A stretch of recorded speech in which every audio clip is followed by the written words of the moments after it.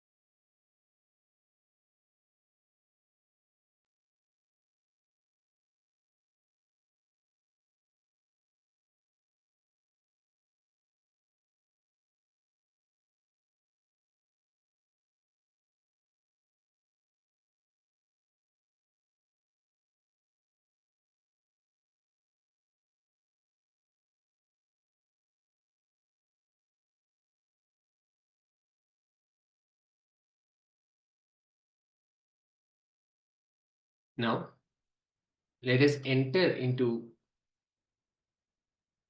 power manifestation, the power of consciousness over matter. This is an extraordinary power of the third eye. Feeling the vibration of an object,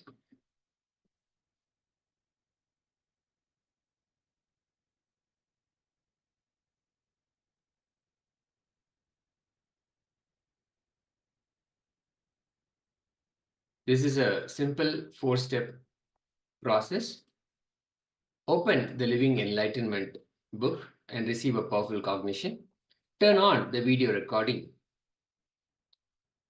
Place a coconut on the palm like this. If you don't have a coconut, you can use a round object, preferably a vegetable or a fruit or a vegetable that you have handy, and keep it on the palm. Make sure that the palm is flat and straight. Now, declare, Paramashiva, only you manifest through me. I consciously declare all my confusion, all my delusion, let it all be wiped out. It will all completely be wiped out from me. Let only you manifest in me. With that clear declaration, declare that the coconut will vibrate. And as you have the video open, a video recording of the whole manifestation, verbalize what is happening. If you sense any movement, any vibration, anything at all that is going on, or if nothing goes on also, whatever it is, verbalize it so that it gets recorded. It will be a beautiful record of your manifestation.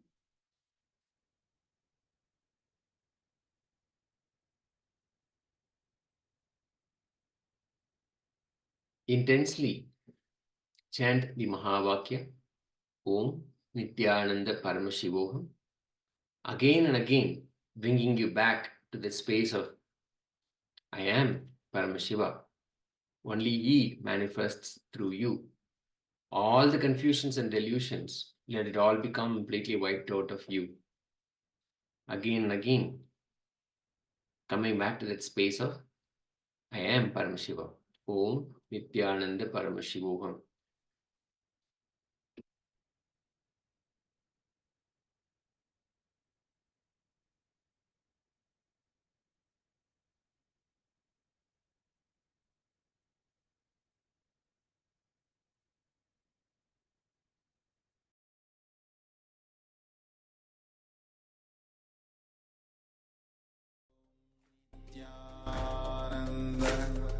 Paramashivoham.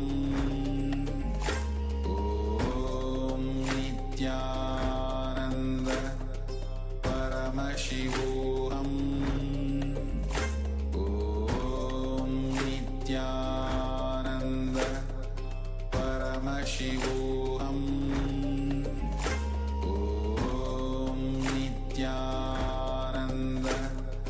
Paramashivoham.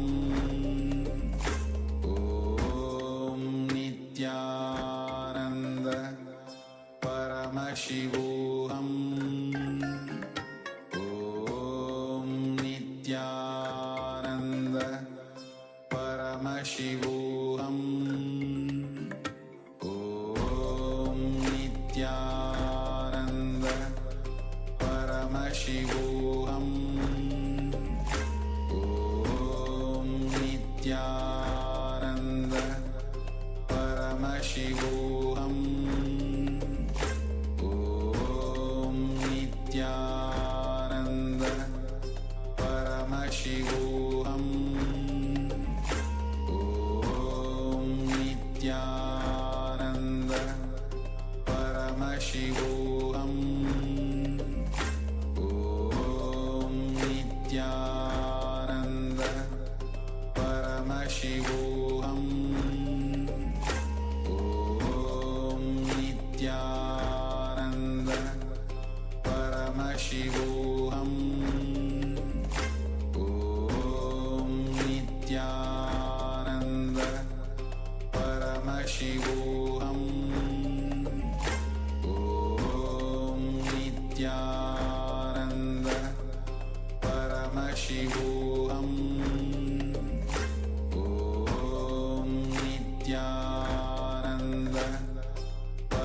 Paramashivoham. Om Nithyananda. Paramashivoham. Om Nithyananda. Paramashivoham. Om Nithyananda. Paramashivoham. Om Nithyananda. Paramashivoham. Om Nithyananda. Paramashivoham. Om Nithyananda. Paramashivoham. Om Nithyananda. Paramashivoham.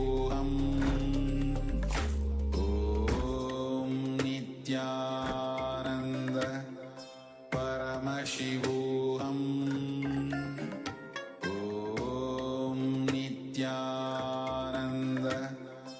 Paramashivoham. Om Nithyananda. Paramashivoham. Om Nithyananda. Paramashivoham. Om Nithyananda. Paramashivoham. Om Nithyananda. Paramashivoham. Om Nithyananda. Paramashivoham. Om Nithyananda. Paramashivoham. Now, share your video of your experience with manifestation of consciousness over matter. How it was when you actually attempted, when you manifested this power. What really happened? You can share with us either in Zoom, if you are joined in Zoom, in the Zoom chat. And if you are joining us through YouTube, you can put a comment there. And please be sure to post your video of manifestation and place the hashtag KAILASA, hashtag Nithyananda, and hashtag Paramashivoham, and share it with all the social media platforms that you have. It will be a beautiful record of your journey through power manifestation. With that, let's enter into the next session.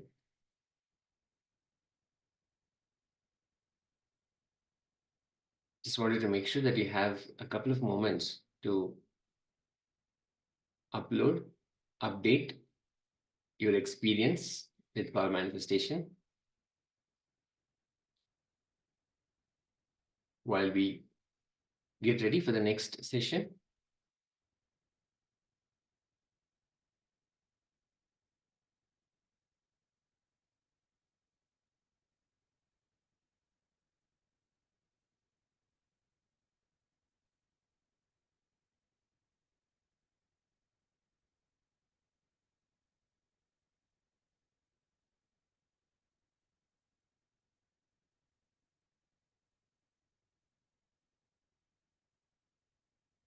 Let us now enter into the next session. Introduction to Hinduism. Let's first listen to the Supreme Pontiff of Hinduism, Bhagavan Nithyananda Paramashivoham. Give us the correct understanding, the right understanding about the Hindu knowledge transmission system. Let us watch.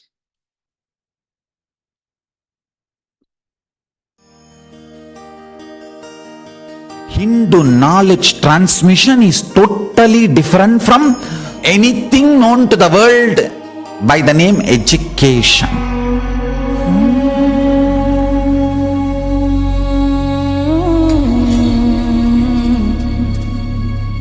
What Paramashiva shared with me, it was like intense cosmic downloading happening.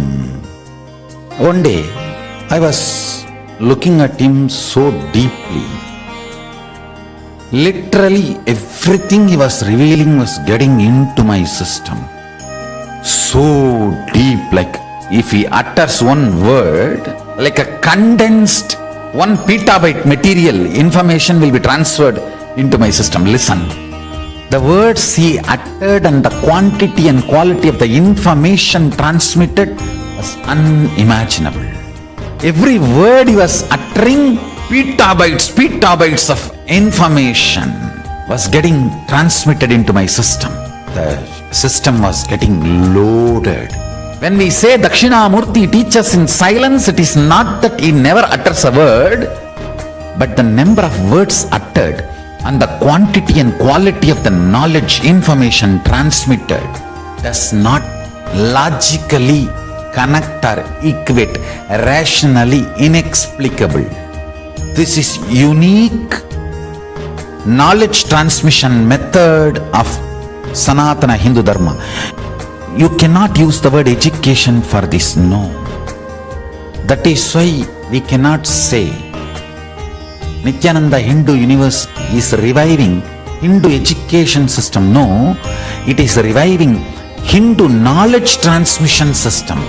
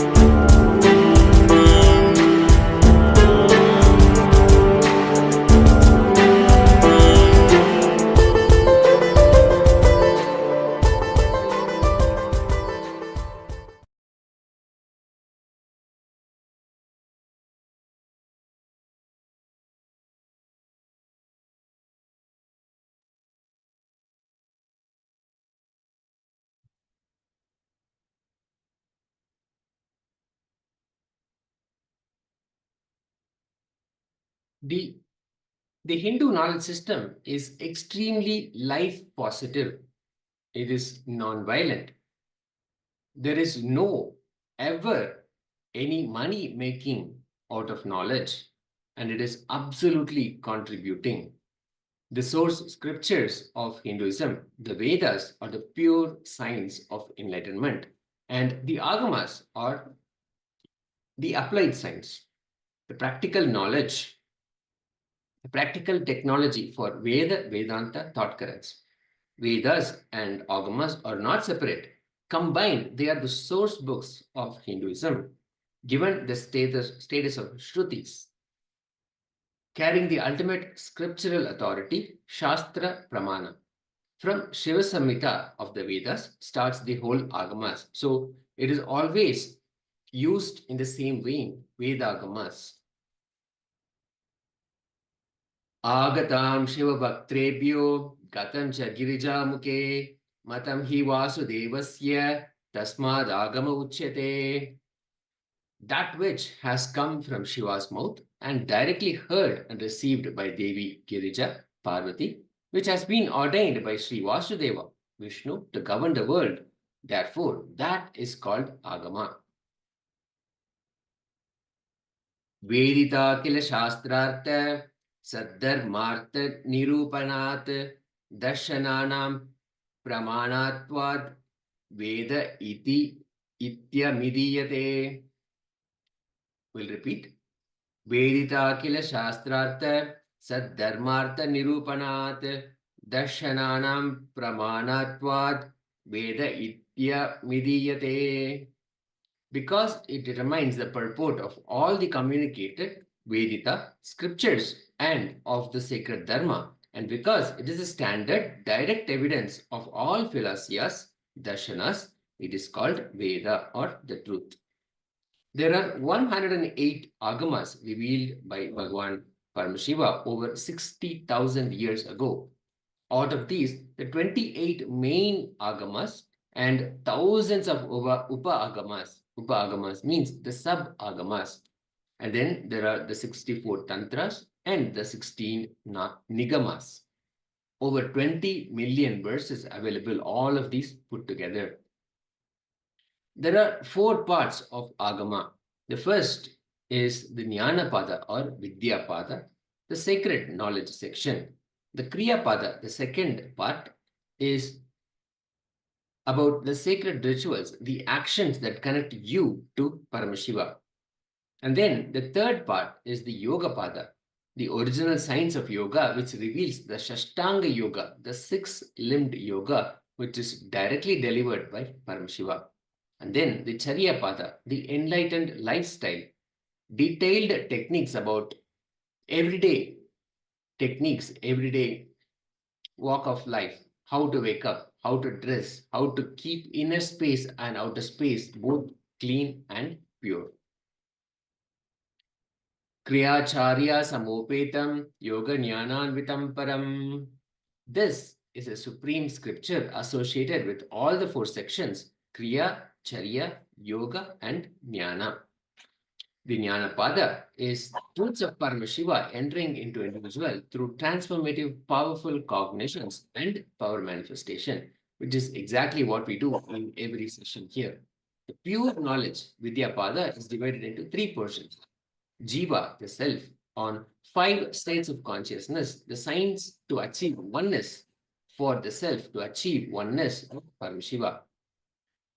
The second portion is Ishvara or the Lord, the divinity and powers of Paramashiva, the different dimensions of Paramashiva, the way he empowers his energies and incarnations and runs the entire cosmos. And then the Jagat or the universe, the Hindu cosmology, the various planes of existence, the Maya. Satsang has the incomparable blessing of having the opportunity to receive an incarnation's energy, which simply awakens the deepest inner potential energy inside every human being, the Kundalini Shakti. Sound physical health, mental health, joy, and peace happen spontaneously. Vedagama Purananam Dharmajnanai Kabodinam Patanam Pratyaham Yatat Tritiyam Sheelamiritam. Regular or daily recitations, study, and internalization of the Vedagama Purana certainly cause the awakening of the pure knowledge and consciousness of Dharma, the eternal cosmic law, and Jnana, the pure science and knowledge. This is known as the third Shila. When you understand the science of Kriya as per the Agamas, every moment of your life will become more and more powerful, more and more intelligent, more and more energetic. When you practice Agama, Kriya Pada, you will develop tremendous respect for yourself. Puja is our personal time with Guru and Paramashiva. Puja is the ultimate stress buster. Guru Puja and Shiva Puja is a nectarine space to connect and experience Paramashivatva, oneness with the Guru, the embodiment of cosmic consciousness. Vande Guru Padadvandvam Vanmanaschitta Gocharam Shweta Rakta Prabha Binnam Shiva Shaktyatmakam Param. I worship the Guru's 2 feet, which are within the reach of speech, thought, and contemplation, and which have different lusters, the white and red representing Shiva and Shakti. From a very young age, the Supreme Pontiff of Hinduism, Bhagavan Nithyananda Paramashivam, has been engaged in puja. The earliest available photos are dating back to such a young age where he is completely immersed in puja and worship. Yoga is a science which makes the divine to connect with you. Strong cognitions exploding into systems and changing your whole brain's alchemy, putting you in the space beyond any description, is yoga. That ecstasy builds the whole new body. Yoga, as per the Agama, is experiencing union, oneness with oneness itself. Padatis which are manuals on Yoga Pada, are revealed in the form of Nithyananda Yoga Padati, Prathama Vinyasa Krama, which has the 108 asana sequence, which you will all be practicing during the Paramashivoham program every day just before the start of the program.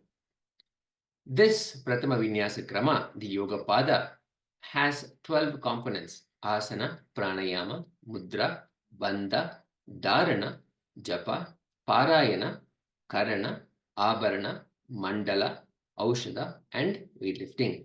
It is specially designed to write our muscle memories as per the sankalpa, the declaration taken before starting the session. The Atma pramana for the experience of the Supreme Pontiff of Hinduism, Bhagavan Nithyananda Paramashivam, how he experienced the Yoga Pada. At the age of 3, the young avatar was recognized by his yoga guru, Yogiraj Yogananda Puri, also named Raghupati Yogi, chosen to play the delightful role of guru in the life of the avatar in Tiruvannamalai, the avatar's birthplace. This marked the revival of authentic yoga back on planet Earth, yoga in its original form as prescribed by Adi Yogi Paramashiva himself in the ancient scriptures. Today, the avatar has established Nithyananda Yoga as a mainstream science of authentic and enlightening method of yoga for millions of followers worldwide. Yogananda Puri left the body the same year. The avatar left Tiruvannamalai in higher pursuit during 1995. 1981 was also the year of blossoming of devotion in the young avatar towards deities, decoration, and worship, greatly inspired by his maternal grandfather, Rajamudaliyar Tata. In Tamil, Tata means grandfather. The Charya Pada of Agama, how it happened in the life of the Supreme Pontiff of Hinduism, Bhagavan Nithyananda Paramashivam, as he himself summarizes. From the time you wake up till you go to bed, purifying your whole muscle memory is what Paramashiva is teaching through Charya. This is centered around lifestyle, personal hygiene, and keeping your inner space clean. Charya Pada details daily religious observance, which is puja and satsang, the right contact, the Guru-Shishya relationship, community life, house design, and even town planning.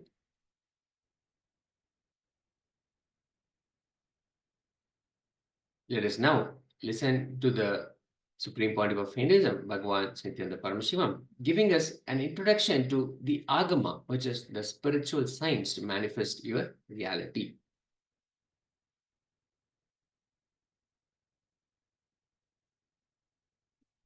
Nithyanandeshwara Samarambam Nithyanandeshwari Madhyamam Asmadacharya Parayantam Vande Guru Paramparam.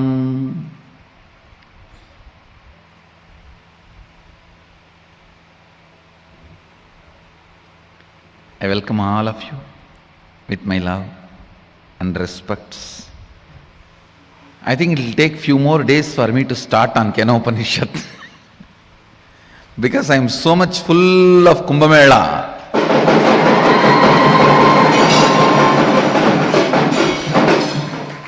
If I open the mouth, it is going to be Kumbh Mela.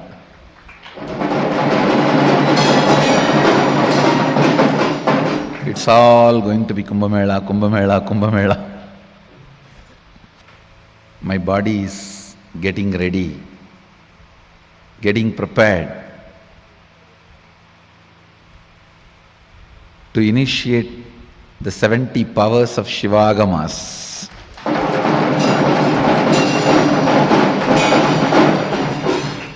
I can see actually Kumbh Mela is happening in this body.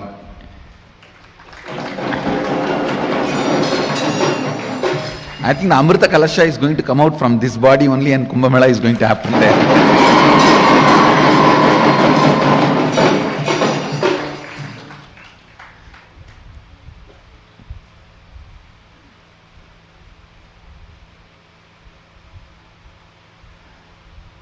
I think last 2-3 days Kumbh Mela is happening, especially from the Maheshwara Puja day, I think. From that day, or that Masi Maham, that's the day that it started. And from Maheshwara Puja day, I can see it in the body.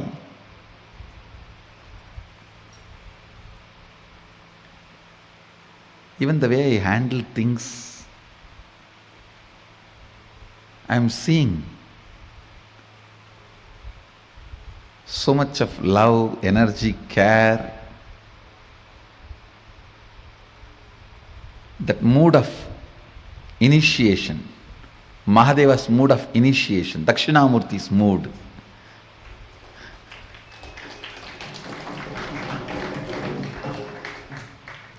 Usually when I handle certain issues, the weakness of human beings or interpersonal relationship issues among the disciples, it will always be Kalabhairava. Now I am seeing it is becoming Dakshinamurti. And I think Mahadeva is preparing for Kumbh Mela.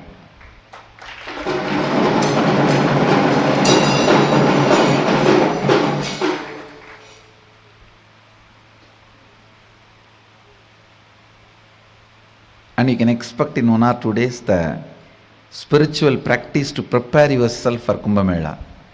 Because till 29th we have a time for people to register. After the 29th, maybe 1st March or 2nd March,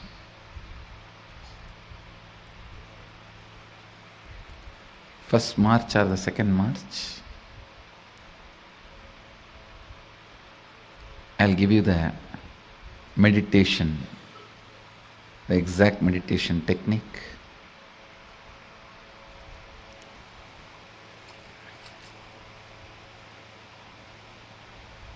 To prepare yourself, to start the preparation for Kumbh Mela. I'll give you the structure of the whole Shuddhadvaitam process, which is getting downloaded. Mahadeva describes this 4 component beautifully. Charya, Kriya, Yoga, Jnana. Charya means lifestyle. It starts from the personal hygiene, keeping the place clean and keeping your inner space clean. Everything put together is Charya. Lifestyle. How you should wake up, how you should brush your teeth, wash yourself, take bath.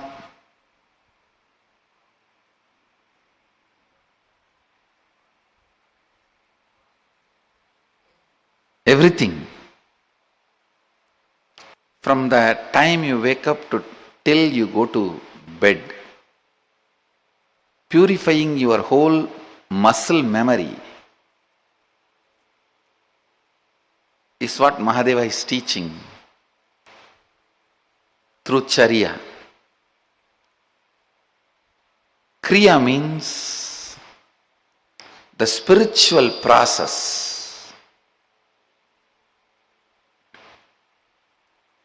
The spiritual process. Please understand, agama is the only science. Even though science is a small word, I am using that word.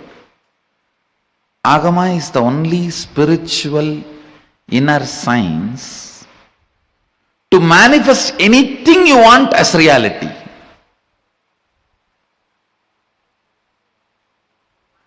If you want to bring God into a stone and want to make him live in that stone, there is a kriya. There is a process.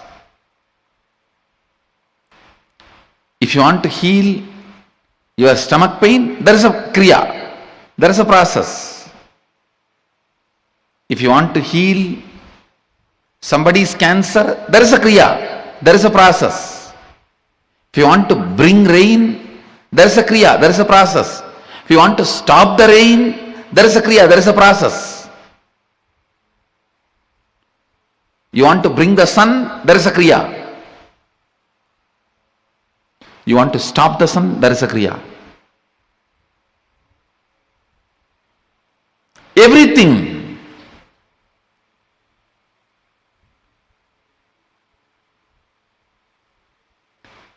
Everything. You can achieve it through the certain kriyas, processes. You may not do all the kriyas, but knowing that science and few kriyas helps you to manifest the reality as you wanted. To manifest the reality as you wanted.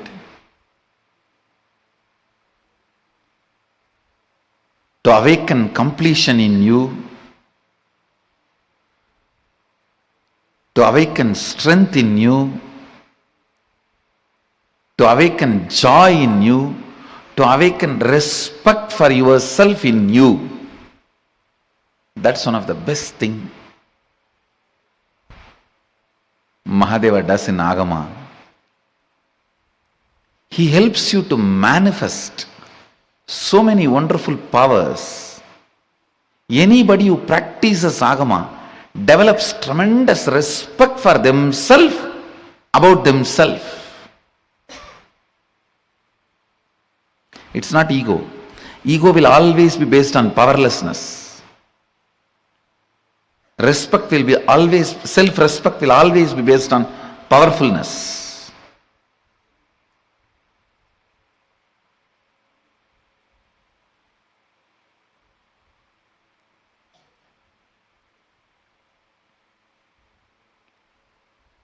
Every time when a problem comes in front of me, I only become more powerful by learning and expressing the method and solving it.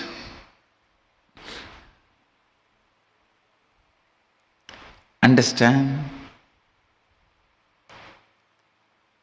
Self-respect for yourself is never an ego. Mahadeva does that to you when you practice agama.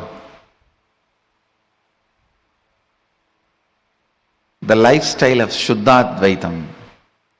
That is why my ashram is the greatest training ground for me.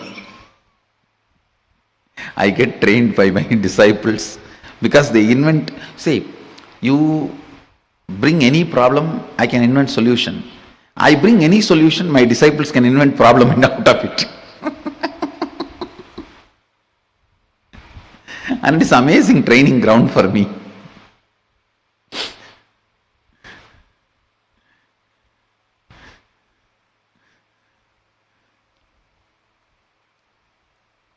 But fortunately, because Mahadeva is manifesting himself so much through this body, every problem only makes me more and more powerful.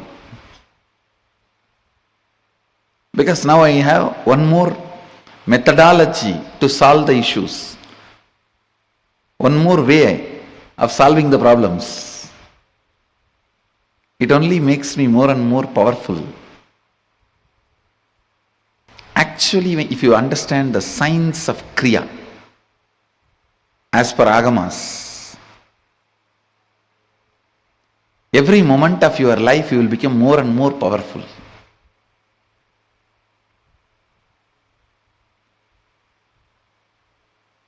You will become more and more intelligent, more and more energetic. Science of kriya.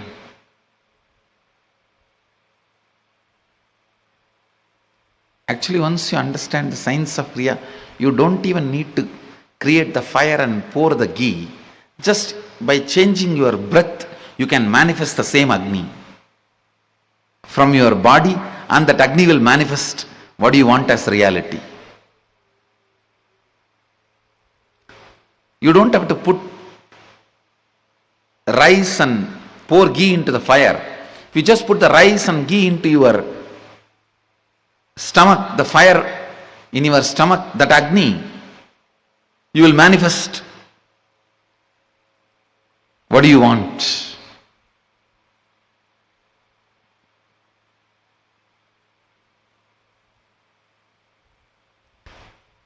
Whatever you want. Your eating can become a spiritual practice to manifest what do you want. Yoga, as per agama,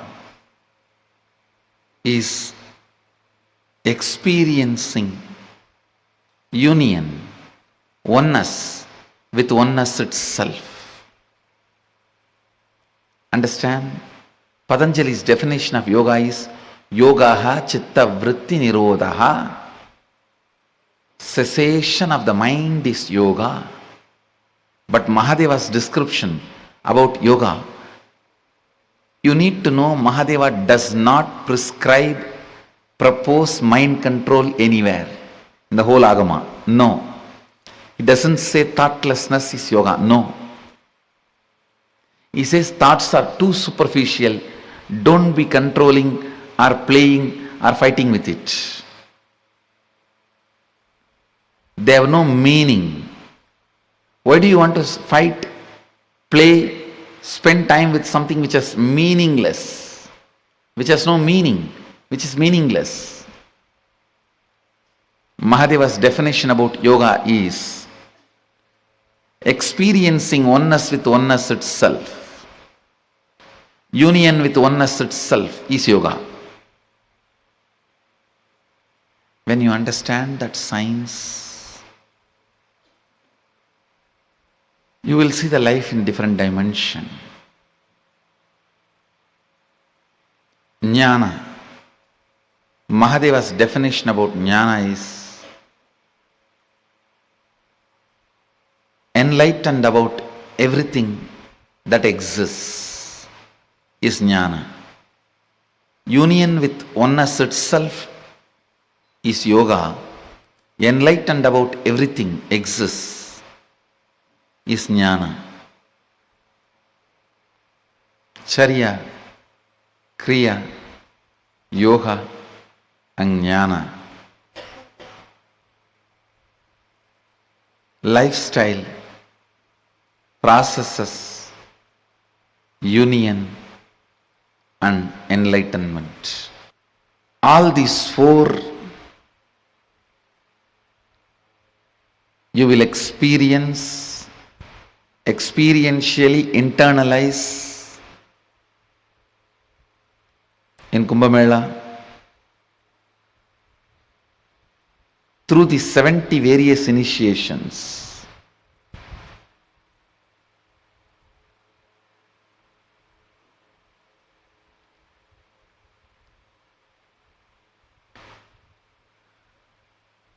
I think the more and more I try to describe more and more,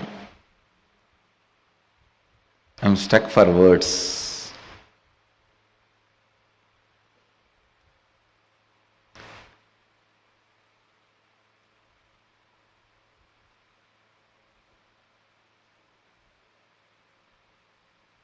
I should only say one word, just kidnap yourself by yourself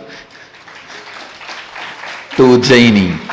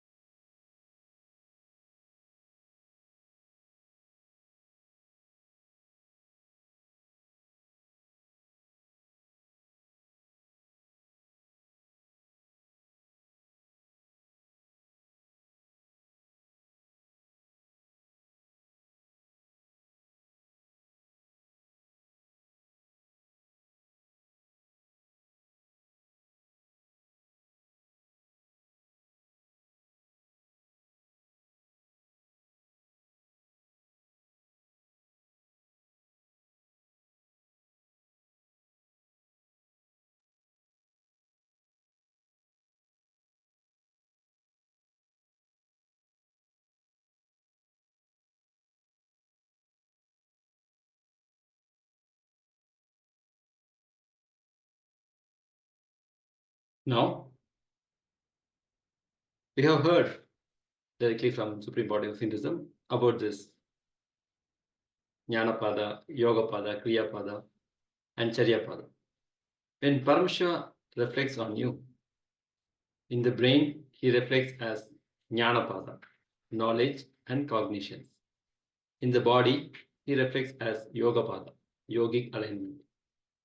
In your emotion, he expresses as Kriyapada, the feeling connection.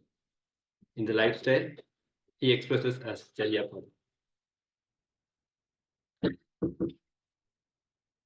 Now, we are going to see the detoxification method, how to live all four in our lifestyle. For that, detoxification is important. What does detoxification do for you? Detoxification is not just removing unnecessary toxins from your system. In course of time, these toxins become independent intelligence. Do not allow your whole system to flow with the reality you are supposed to function. How much ever you psychologically decide and charge you up, your body just goes like a puncture tire. To break this vicious circle, and one more thing, see, 10 times when you are charged up and collapse, you lose confidence on you. That is the sad part. Nothing else is a sad part. The sad part is you losing confidence on you. Then you associate yourself with the parasites instead of you.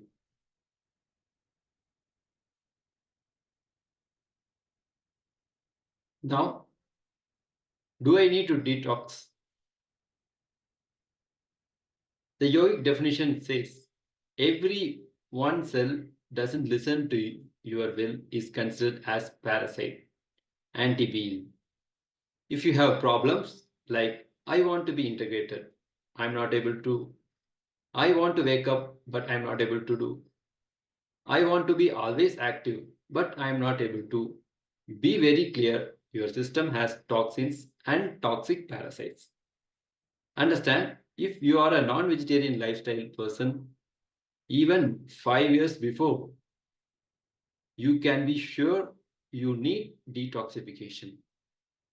Almost all human beings in the modern day has some form of toxification and parasites inside the system. Now, let's see how to do detoxify. Here, Supreme Body of Hinduism gives the solution to have neem juice. Neem juice removes all the parasites from your biomemory, muscle memory, which triggers lusty fantasy visualization, manifests as intense devotion, most sweetest sacred sentiment. You can consume neem juice concentrated 100 ml or diluted quantity of 200 ml. If you feel you can't drink the whole thing at a time, don't worry. Maybe you can take half in the morning, half in the evening. That's also okay. You can also boil 4 to 5 neem leaves or take quarter spoon of neem powder in 1 cup of water. And you can consume it. Now with this detoxification method, it cleanses our body and it helps us to live this lifestyle, Tariyapada, Jnanapada, Yogapada.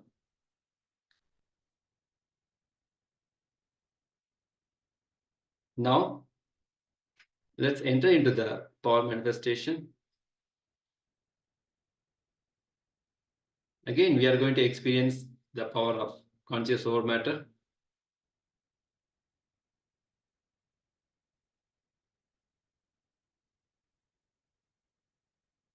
Just prepare yourself.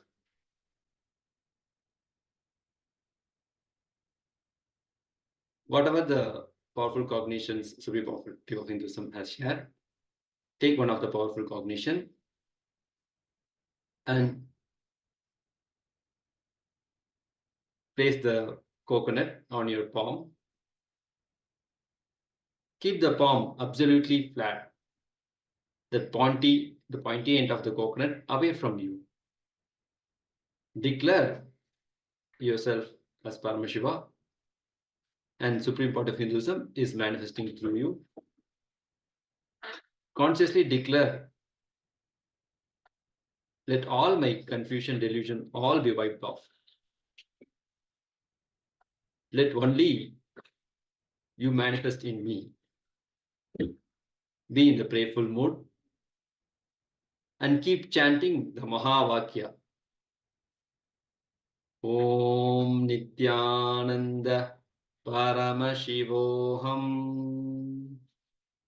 Om Nithyananda Paramashivoham. Then declare the coconut. You can feel the vibration, and the coconut will move automatically.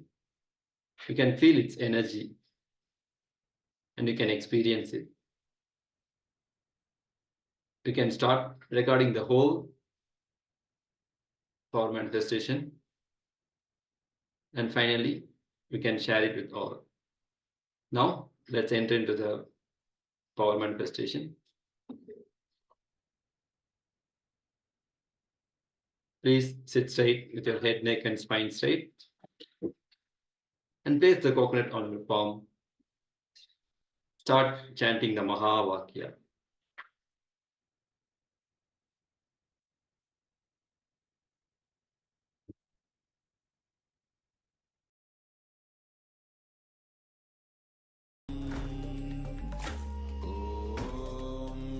Nithyananda Paramashivoham. Om Nithyananda Paramashivoham. Om Nithyananda Paramashivoham. Om Nithyananda Paramashivoham. Om Nithyananda Paramashivoham. Om Nithyananda Paramashivoham. Om Nithyananda Paramashivoham. Om Nithyananda Paramashivoham. Om Nithyananda Paramashivoham. Om Nithyananda Paramashivoham. Om Nithyananda Paramashivoham. Om Nithyananda Paramashivoham. Om Nithyananda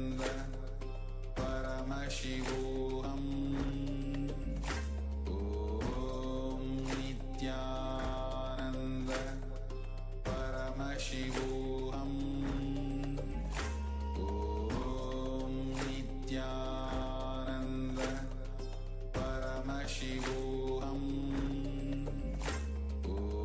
Om Nithyananda Paramashivoham. Om Nithyananda Paramashivoham. Om Nithyananda Paramashivoham. Om Nithyananda Paramashivoham. Om Nithyananda Paramashivoham.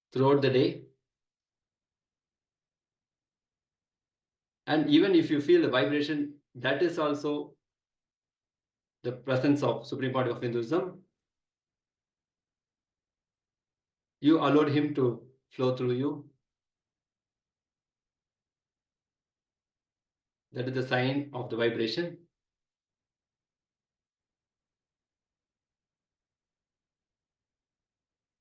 Okay, now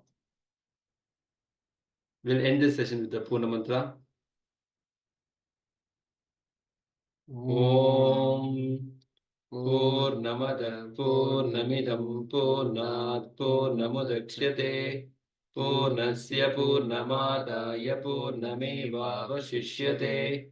Om Shanti Shanti Shanti Hari Om Tat Sat. Sarvam Bhagavat Sri Nithyananda Paramashiva Padkarpanamastu. Om Nithyananda.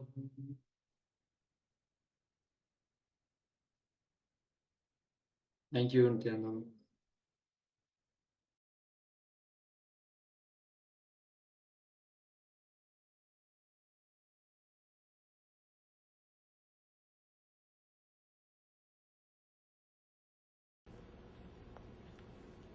Life, your life, as on now, is nothing but future becoming past. Continuously, if your future is becoming past, that's what is time, that's what is time, life.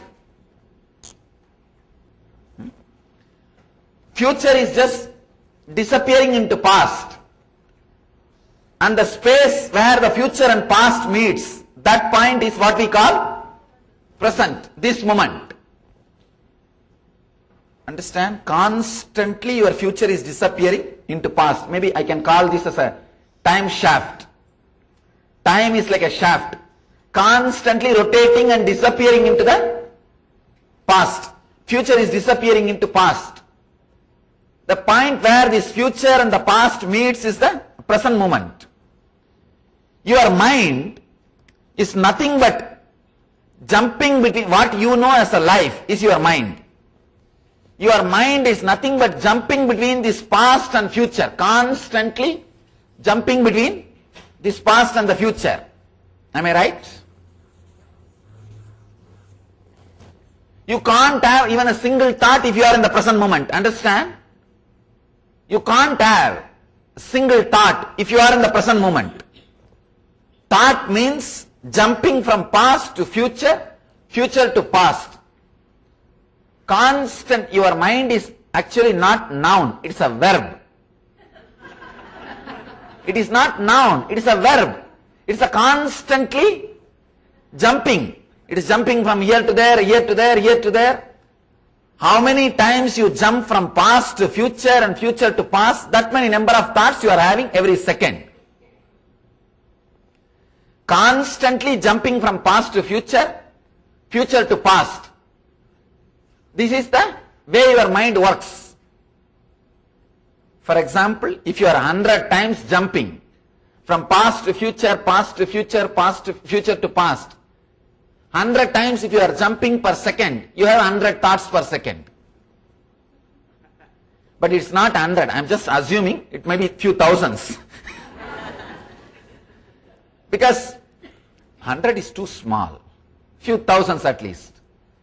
Constantly jumping between past to future, future to past is what we call thoughts. If you are jumping past to future, future to past, 100 times per second, I am just taking as an example, 100 times per second, we may call it as a 100 TPS, thoughts per second. 100 thoughts per second, TPS. You see, if you are in 100 TPS means you are away from the present moment. Am I right? You are far away from the present moment. Just jumping, constantly jumping. I think you know what I mean by constantly jumping. If you just try to sit in meditation, that time suddenly you will see whole Bandora box is opening. Everything is coming out. What all you don't want to remember, everything will be there in the front. Anything you say no, it will take revenge on you. That is the basic nature. Anything you try to exclude, that will be there first. In the front. So constantly if you are jumping between past and future, 100 times if you are jumping per second means 100 TPS. So you are completely away from the present moment. For example, sometimes if the TPS comes down, maybe 80 we call it, then you are little near to the present, because this is a present moment, where the past, where the future and past meets is the present moment. You are little closer to present moment. If the thoughts per second comes down 60, you are little more closer to the present moment. If it can come down to 0 TPS, you are in present moment. Am I right? If it can come down to 0 TPS, you are in present moment. Coming down to the 0 TPS is all about spirituality. Spirituality is nothing but trying to zero you down. Just bringing you to the 0 TPS is all what we call meditation, spirituality, enlightenment, whatever you may call it. Inner science.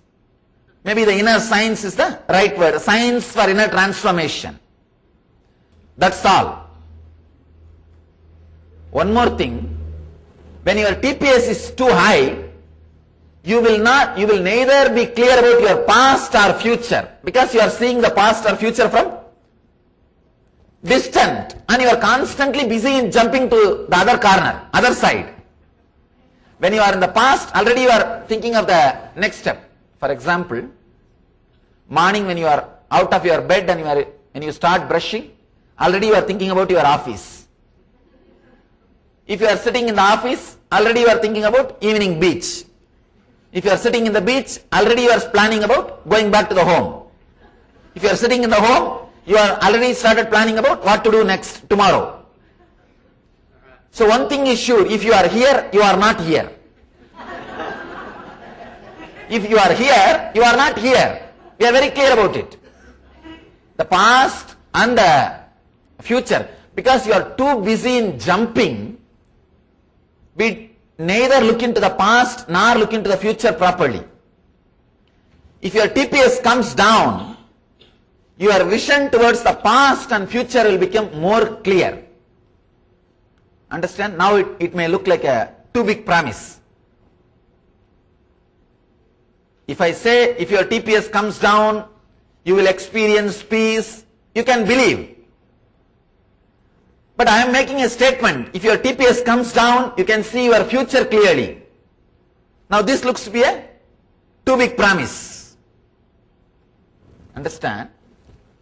From this point, you can see only this much, your past, and this much your future. In this point, 80 TPS, you can see little more. If your TPS comes down, you can see little more. In this point, you can see more. When I say, if your TPS, thoughts per second, comes down, you can see your past and future more clearly. It may look like a too big promise. When you try to bring this TPS down, when you come more and more close to the present moment, your idea about your past, even that will become clear. Understand? Now, you don't even know your past completely. You will remember only the incidents which are connected to your engrams, your samskaras, not everything about past. People tell me, Swamiji, we can understand, we will understand our future. How do you say we will understand our past? Don't we know our past? No. You don't know your past as it happened. You know only as you want it. You remember your past only as you want, because you are not fully aware. You are constantly jumping between The past and future, past and future, past and future.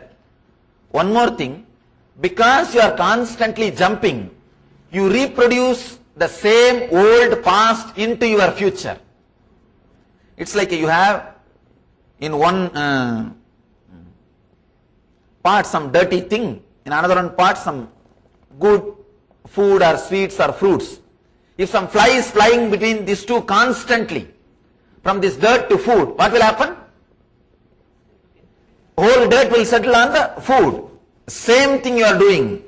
When you jump between past and future, past and future, past and future, you reproduce your past into future. You just reproduce your past into future. Maybe you alter a little bit, that's all.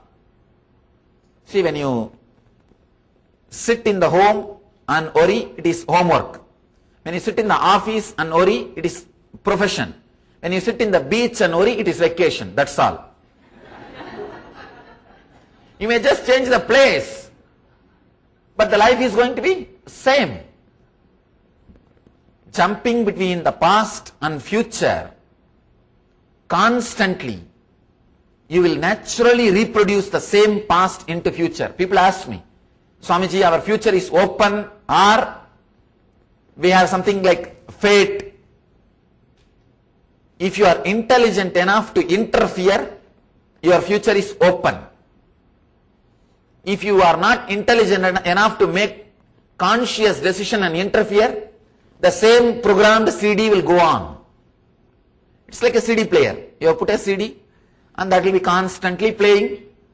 If you are intelligent enough to handle it, you can do fast forward, rewind or jump the track or even switch it off. But if you are just keeping quiet, not intelligent enough, it will play the same way till it gets scratched and repeats the same line. The old gramophone records, if you see, sometimes it will not even go to the next line.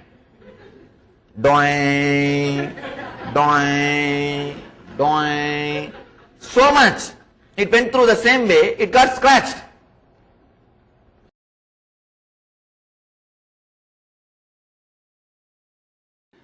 Just few lines. Listen to this few lines carefully.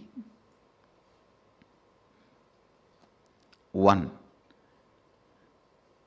Try to remember the earliest, as far as your memory goes, the earliest first time you felt powerless, either by fear or guilt or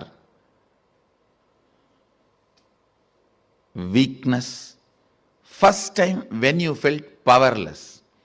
It can be as simple as your mother made you sit on the dining table, or you were playing in the rain and your mother slapped you and dragged you inside the room, or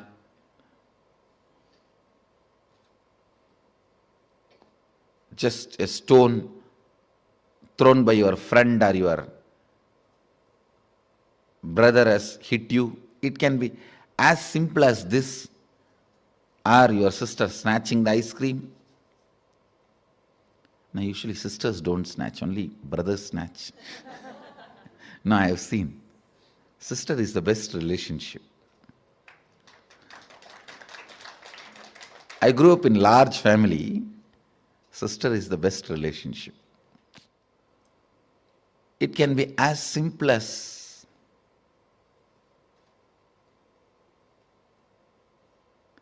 your mom gave one sweet extra to your younger brother.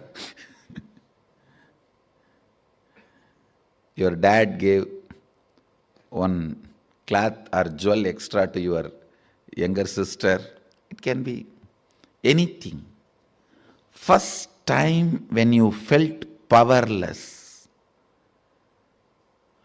what was your inner image? Means, what did you tell about you to you? What was your outer image? How you showed you to others? How you reacted to that situation? And what was your life image? Means, how did you judge others or life at that moment? Listen, what was your inner image? What was your outer image? What was your life image at that moment? It is almost like a surgery. You have to now cut yourself and see. It's a surgery, literally, because now you will remember an incident which happened at the age of 8. When you try to find out, open that incident, suddenly you will remember something which happened at 6. When you cut and start remembering that incident, suddenly it will open up something which happened at the age of 3. Earliest memory,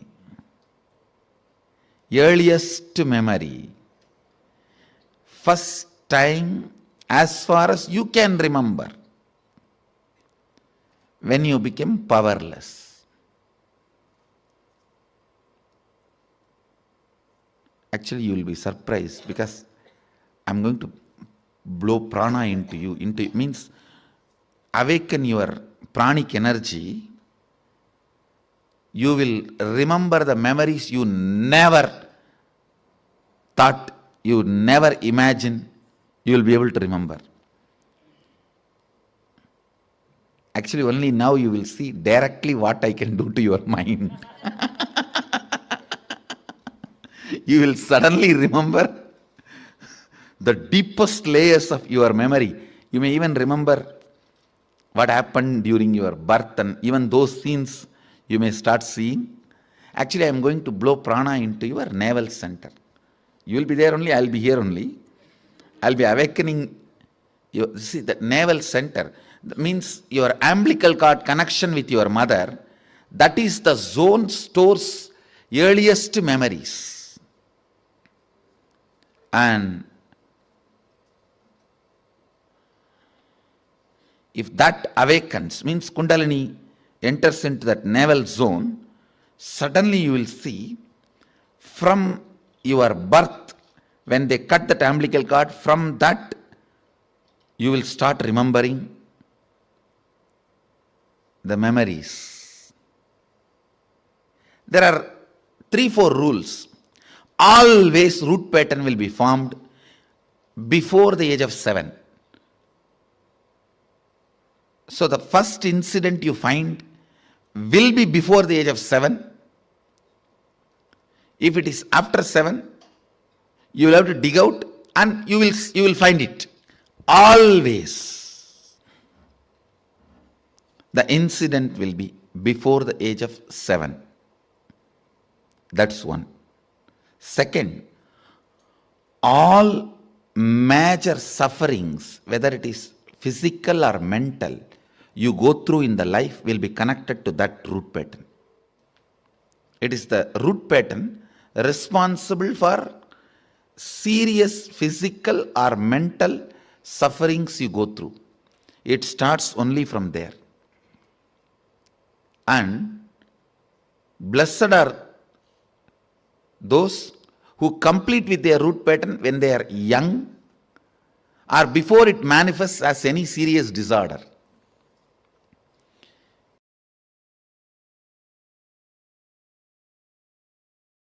You. Completion is literally you reclaiming you into your life. I can go on and on. I tell you, the only gap between you and the Vedic tradition, you see, in the Vedic tradition we tell like this hundreds of stories where Mahadeva himself came and gave a witness. He himself came and taught lessons. In Vedic tradition we tell so many stories.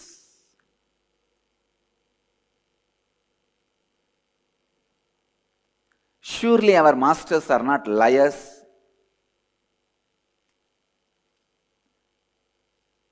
And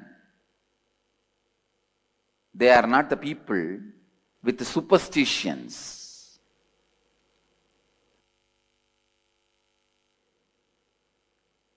Surely our masters are the people very logical, scientific, never spreading superstition, superstitious things.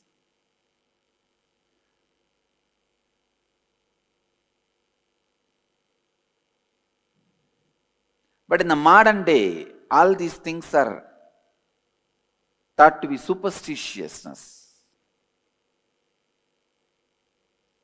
Why there is so much gap? See, in the Vedic tradition, if somebody curses, it happens.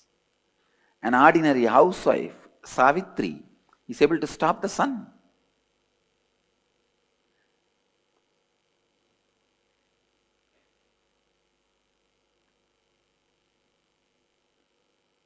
Why the gap? What is the gap between the life during the Vedic times and now? Why all that which happened at that time is not happening now?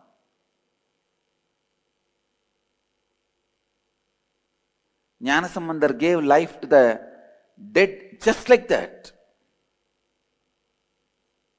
Why? It is literally impossible now. I tell you, the only gap, why it was happening at that time, why it is not happening now, the answer is incompletions. It is incompletions.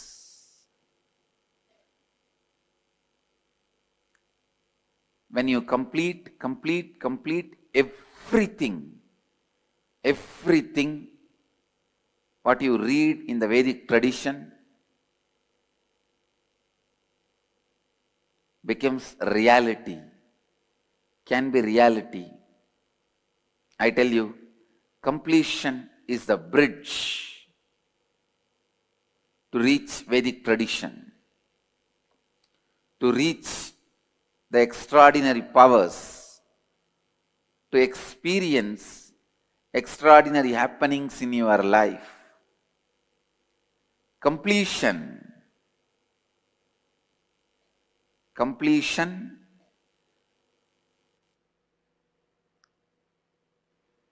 is life. In every level, I can give you the whole list. The only difference between you and Ramanuja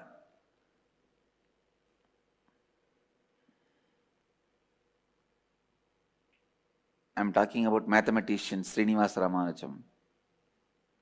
The only difference between you and him is level of completion. The only difference between you and Adi Shankara, level of completion.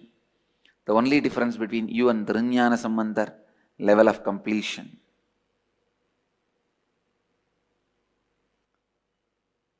I tell you,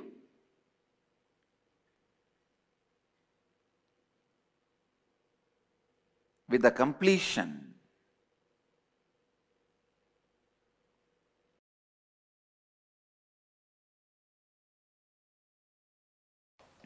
it is the definition of completion by Mahadeva. Sit. I am giving you the precise instruction from Mahadeva's definitions. Sit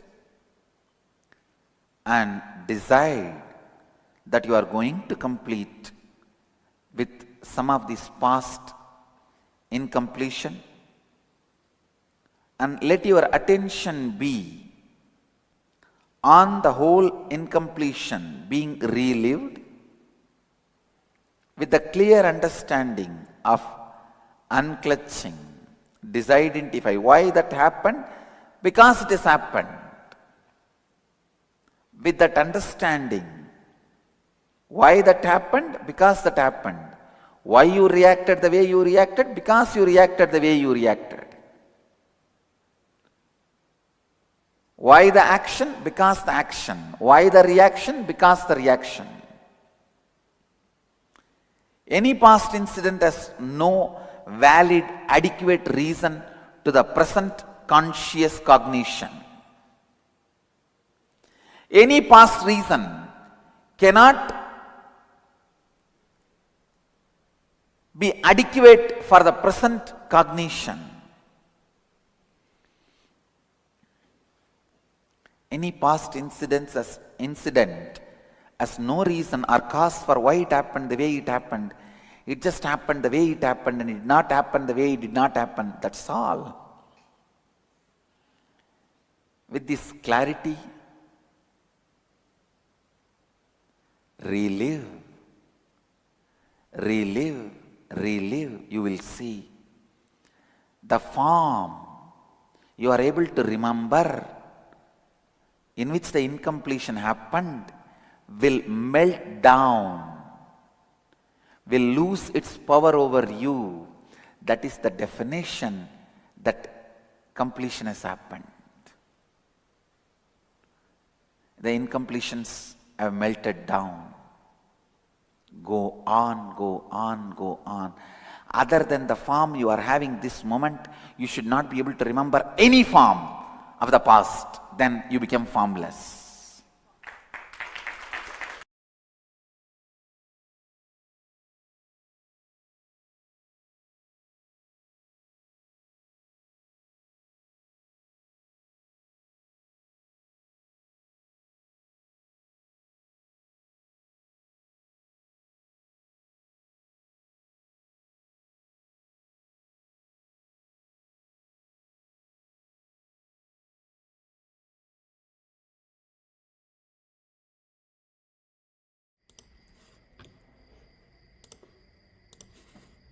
Nithyananda everyone, we welcome all of you to this Paramashivoham sessions. So today, after the introduction to Hinduism, we are going to be learning the science of completion, and we are going to use the science of completion to manifest the reality that you want to have in your life. So the very first day of session, when we are introducing the Hinduism, the very first day we introduce how to manifest your own reality, and that is where the introduction to Hinduism starts. Means the very first thing, the moment you start embracing Hinduism, when Hinduism starts introducing itself to you, the very first thing that Hinduism introduces is how to manifest your reality. And towards that, how we are going to be manifesting that reality, we are going to those sessions also, we are going to learn various powerful cognitions techniques from Swamiji. And at the same time, we one of the important techniques that is needed for manifesting reality is completion, and that is what through this video we learned from Swamiji directly. From the various different satsangs, various different angles, Swamiji has defined what exactly completion is, what incompletions are, and how to bring completion with it.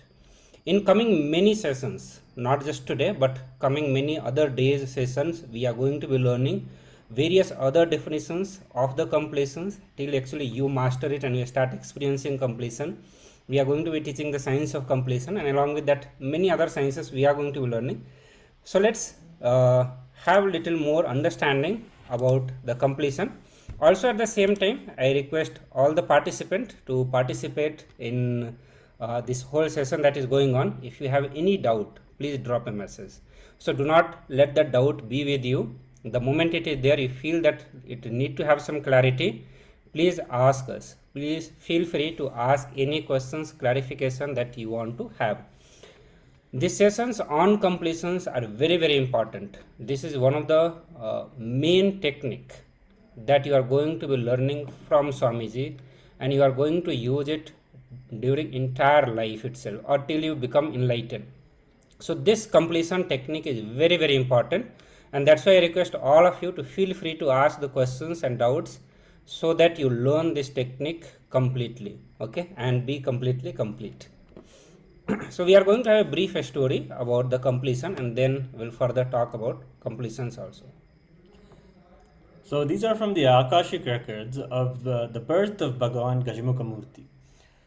Devi, Paramashiva Shakti, the consort of Paramashiva, she decided that it is time to manifest Bhagavan Ganapati, Ganapati is the commonly known as the elephant-headed god. And Gana also means the devotee of Paramashiva. So those who embody Paramashiva through and through. So a Gana and a Ganapati is a person who's going to be leading the Shiva Ganas. So a leader amongst the devotees of Paramashiva, Devi Paramashiva Shakti, decided to manifest him.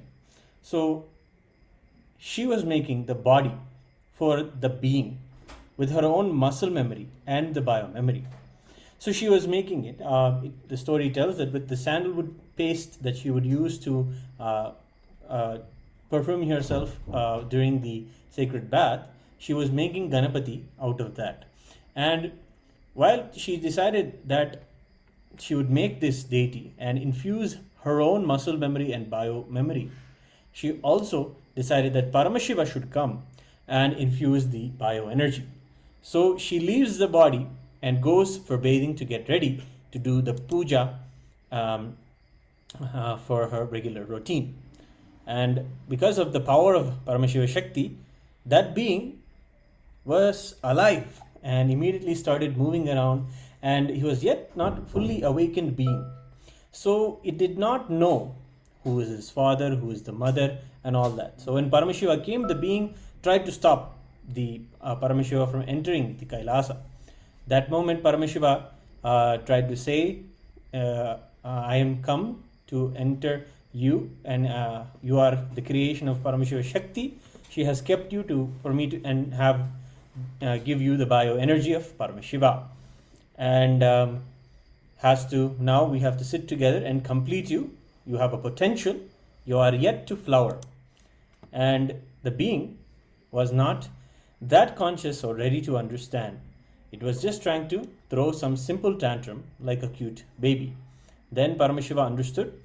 He has to now remove the head of the being and put the bioenergy into him, pour the bioenergy of Paramashiva into him to make this whole creation of Paramashiva Shakti a success. And it was a simple surgery done, and just like how they would remove a tumor, the same way the tumor was being removed, and the conscious surgery was being done by Paramashiva. And it was not like he destroyed or killed Ganapati at all. It was his action of pouring the essence of oneness with Paramashiva, the powers of Paramashiva and the being of Paramashiva, all the decisions that we also are, initiations that we also receive from Swamiji, all of those are also the addition that Paramashiva poured into him, the essence of Paramashiva, and then Mahaganapati was successfully created. So Ganesha makes you complete with all the incompletions and the ideas that we have, of ideas, especially those ideas of what is possible and what is impossible, our limitations. So this way, the first thing that we do in Paramashivoham, with the blessings of Mahaganapati, we take control of our life. As we just watched the session where Swamiji declares how to reclaim your life. In the same way, through the action of completion, we take control of life. So whenever we allow any kind of incompletions to exist, it is literally declaring that we ourselves do not want our life in our control. So whenever we allow the incompletion, the inadequate cognitions or powerless cognitions, or what we call also as a samskara, whenever we give consciously, allow it to take over our life, we literally declare that also that I do not want my life to be in my control. The power of completion is such that it dilutes us so much that we literally believe we really cannot contain our own life or contain ourselves. So just we are temporarily upset, many times when we are just temporarily upset, we go on taking decisions which permanently damages us, and that is the most difficult part of our life. And I can say, this is very common that we all can relate with that many times when we go through the mood swings, the temporary mood swings, we all know because we go through and we come out of it. But in those temporary mood swings that happen, we take so many decisions in our life out of reactions or compulsive behaviors that we have. We literally damage our whole life because of that, because those decisions that we take go on impacting our life forever. So when we learn to take control of our life, the first thing that we are going to do is to remove such powerless cognitions from us, all the reactionary pattern that we have, which makes us react to a situation. And we are going to complete with all that. So what we are going to do, the format that we are going to be learning, that we will always have a set of powerful cognitions, techniques revealed by the Supreme Pontiff of Hinduism, which Swamiji will be revealing and you are going to be listening, or we will be sharing directly the direct words of Swamiji as part of the Jnana segment, the knowledge, where you are going to learn various such powerful cognitions. After these powerful cognitions, we are actually going to have certain exercises. As we have heard in the previous sessions, none of these exercises are meant to judge you. Okay, you are not in some school or college education. It's not like that where you are going to be judged, and based on the judgment, based on how much marks you are getting, how many assignments you are doing, we are going to be judging you, or some reward or award or some marks will be given. Nothing like that. First time actually you are going to be doing some courses where you will not be actually judged based on how many assignments you are doing or whether you are doing or not doing. But understand, every single assignments are designed by Swamiji himself, personally by himself, so that they make you introspect yourself. They make you literally look inside and find out all the vulnerability that we have, all the powerlessness that we have inside. And unless we do these assignments, you'll never understand that how many powerless cognitions we have been holding onto on our life. And you'll be able to see that you are overcome or get out of these powerful cognitions just by doing these assignments. So I request all of you that whenever certain assignments are given, do it with full sincerity. Surely we are not going to be judging it, but that does not mean that you will not do also. This is for you, for your life. Literally, out of all your busy schedules, you have found some time to sit here and attend the Paramashivoham session. Then why not to be fully sincere, and why not to put full life into it and gain the maximum output from it? So what we are going to do as part of the completion process, if there is any powerlessness, okay, it will be associated with some incident, okay, some incompletion which is influencing you. You are going to pen down that one. Okay, so we are going to catch the influence of the past on your thinking system. Okay, so this is what we are going to do. So whenever you think, or in your life you go through so much of mood swings, so many different emotions or so many different thoughts which literally binds you or pulls you back. So we are going to be looking into all those incidents which has created some sort of powerlessness in you, or the incident where you really felt unease with yourself. So we are going to be looking into all that. Let me project the assignment for all of you.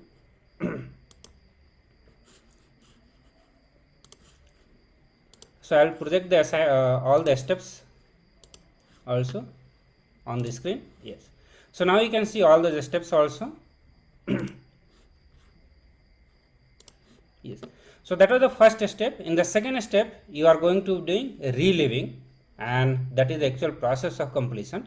Means the past powerlessness which is influencing your thinking, you are going to relive literally those things, and you are going to relieve yourself from those incidents. And we'll give you more details, deeper understanding upon what is relive and what is reliving, and that exactly the completion process. So I request all the participants first to start with step 1. We'll continue to give some more examples related to that. Okay, so let's say certain incident. We'll start with how there is a difference between remembering. So certain incident which happened in the past for you. So there are two ways that you are going to be approaching. One is familiar with all of us, that we remember those situations. So what happened with me, let's say at the age of 7, I can remember all those things. Let's say I remember. So that is one way to approach those incidents. Another way is to relive those past memories. Okay.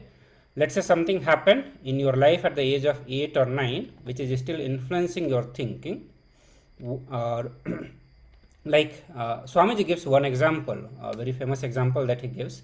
He says that one man came to me and said, I never go to beach, Swamiji, even if I drive through the beach or beach roads, I shiver and I sweat. I have a panic attack. Then Swamiji asked him, why? So he said, no, at the age of 7, I went for a walk with my father and I saw murder happening in that beach and we ran away from that spot.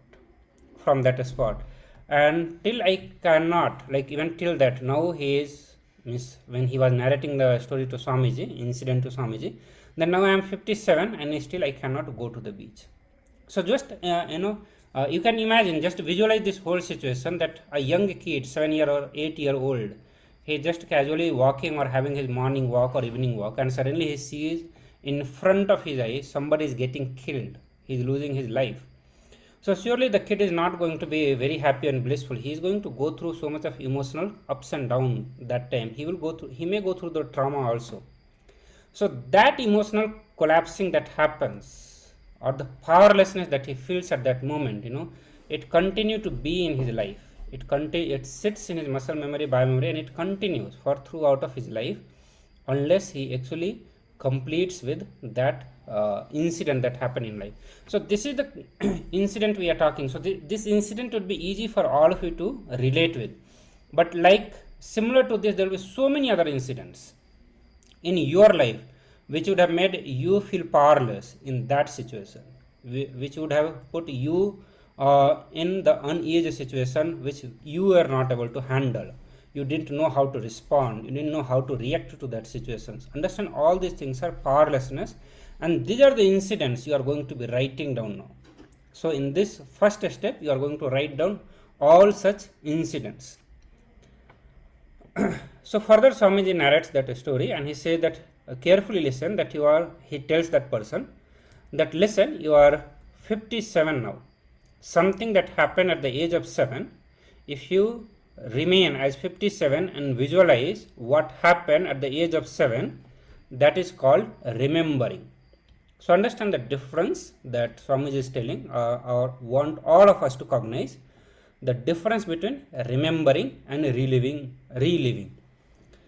So when you continue to be at the age of 57, remain at 57 and visualize what happened at the age of 7, that is called remembering.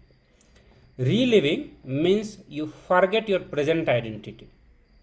Just you dump it, throw it. It's 10 o'clock. And you literally become that person at the age of 7. What intelligence that person had, how that person was, literally you visualize and become that person who was at the age of 7 or 8. You literally enter into that person's physiological, psychological frame.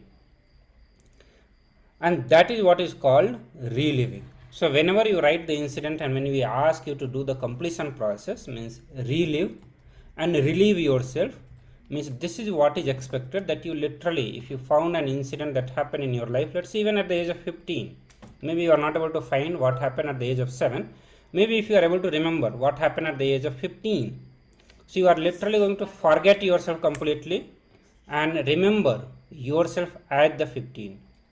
So what you were, who you were, what dress you were wearing, what kind of body you had, what intelligence you had, literally you become that person. So only when you relive in that way, you get liberated, you get relieved from those situations. So Swamiji says, when you relive, all the powerlessness accumulated in your nervous system during that incident, it may be emotional suppression or maybe an identity crisis that you had, or the various types of guilt, pain, suffering, it will just break, collapse and leave your system. So that is the power of this completion technique. Literally with a physical pain, emotional pain or mental pain or conscious pain that you have been suffering throughout your life, all of that can be relieved by just this one technique called science of completion or completion technique. Your system will literally become clean. Your system will be fully cleansed when the effect of your past is reduced. Understand? When the effect of the past is reduced in your existence, you will not reproduce it as it is or in altered way on your future. So neither reproducing as it is nor reproducing in altered way is what Swamiji calls as liberation. So now after understanding this, let us do the assignment. I am projecting the assignment on your screen. There is also another example. When you have go into your past and relive many decisions that you don't know the answer to now, why you don't like something, why you don't like a particular behavior, or why you don't like a particular color or type of food, those answers will come when you relive the past. Because what we do naturally is associate some of the incompletions we have with the past with what we have experienced as the environment. There's an example of one of the participants in the program. She had a very bad relationship with a man who had a yellow shirt. She just decided in that moment that she didn't want that relationship, and when she did her completion with this particular incident in her life and this relationship, she understood that man who liked yellow, she unnecessarily associated her incompletion with the color yellow as well. That way she avoided anything yellow in her future, whether it is food that is yellow, whether it is yellow color curtains or yellow color shirt, anything she avoided. So as you do this process of reliving, you understand that you open up the possibility of cleansing those memories that you would have put inside your muscle memory and the bio memory, and you will heal those, and you will really see life in a new way because all of those get healed automatically. So please do this process intensely, and you'll see so much of clarity happens, and in that clarity, healing also happens, completion happens. So please start now. We'll give you a few minutes for this.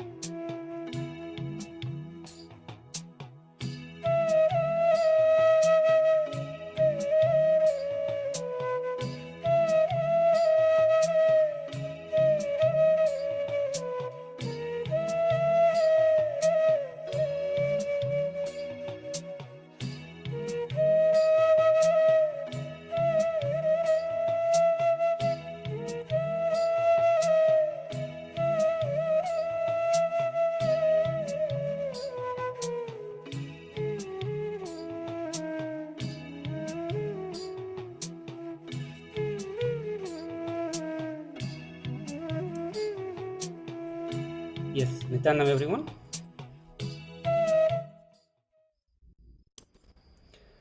So I hope all of you are writing the various incidents from your life. And if you have any question, as I said, please feel free to ask those questions. We'll be very happy to answer or clarify your doubts. So now we are going to move to the next part of it, and we are going to listen some more deeper truths on the completion, how to reclaim our life through the completion, and we'll have a short video for that.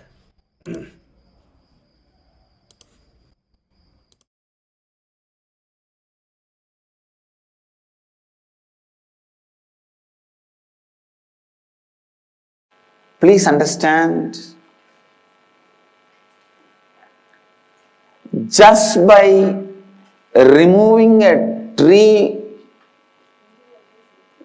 completely, just by uprooting a tree, you cannot be safe that nothing else will grow in that place, or the tree won't happen again in that place. No.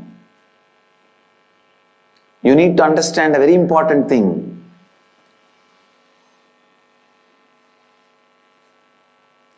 If you just see outside, the ground where the Nithyananda Sabha is going to be built, there are hundreds of neem trees. We uprooted all of them and cleaned the land. But go and see, at least 50 neem trees are again back. Even if you uproot the tree, the essence of the tree stays in the ground. So when the water comes and the sun comes, the tree starts happening again. There are some trees you don't need a full seed for the tree to happen. Just the essence of the tree is there in the mud, that's enough, it will grow. There is a herb, Ammambacharisi. Just the essence of that herb is enough, it will grow. Same way, just removing your root pattern is not going to completely liberate you. How to stop the tree not happening again? How to make sure the tree will not happen again? How to make sure that tree is not going to sprout again? Burning. Boiling the very root, it's a very land where the root can sprout. Same way, burning your consciousness, purifying it to the root from where even the root patterns can grow. That is what I call complete completion.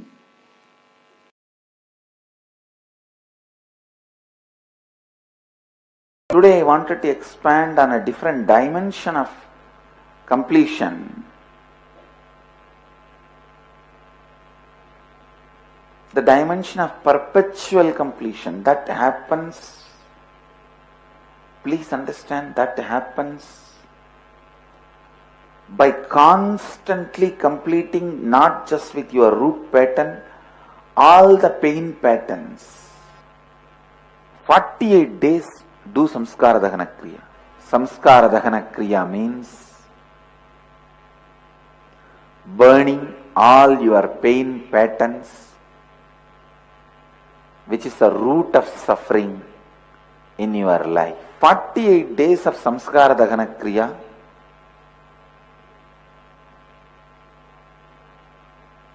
can solve thousands and thousands of pain patterns in you. Please understand, samskara dahana kriya has 4 layers. Please listen to the instruction. First, sitting and penning down all your pain patterns.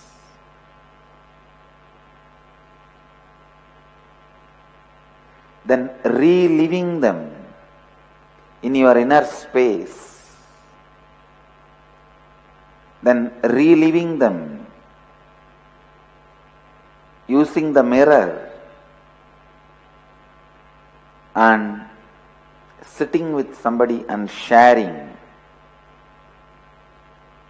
and listening, providing listening for them to complete. Understand the signs of completion.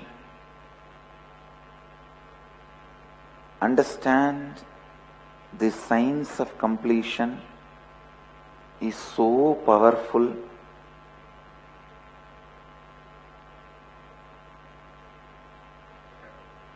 It can just destroy so much of pain you carry, which you are not completing by everyday completion. The samskara dahana kriya is one of the very comprehensive completion process. When you just sit and relive, sometimes you miss some incidents, you miss the depth, you miss to catch the exact pain pattern. But the samskara dahana kriya is the most powerful process. This unique, powerful completion process as 4-step. Start penning down your earliest memories of your life, all the pain patterns, pains you experienced in your life. Physical pain, mental pain, emotional pain, psychological pain, all the pains, pen them down and relive them in your inner space and relieve at least 5 times. Then relive them and relieve them using the mirror. Then sit with the another person, go on sharing. Share at least 5 times.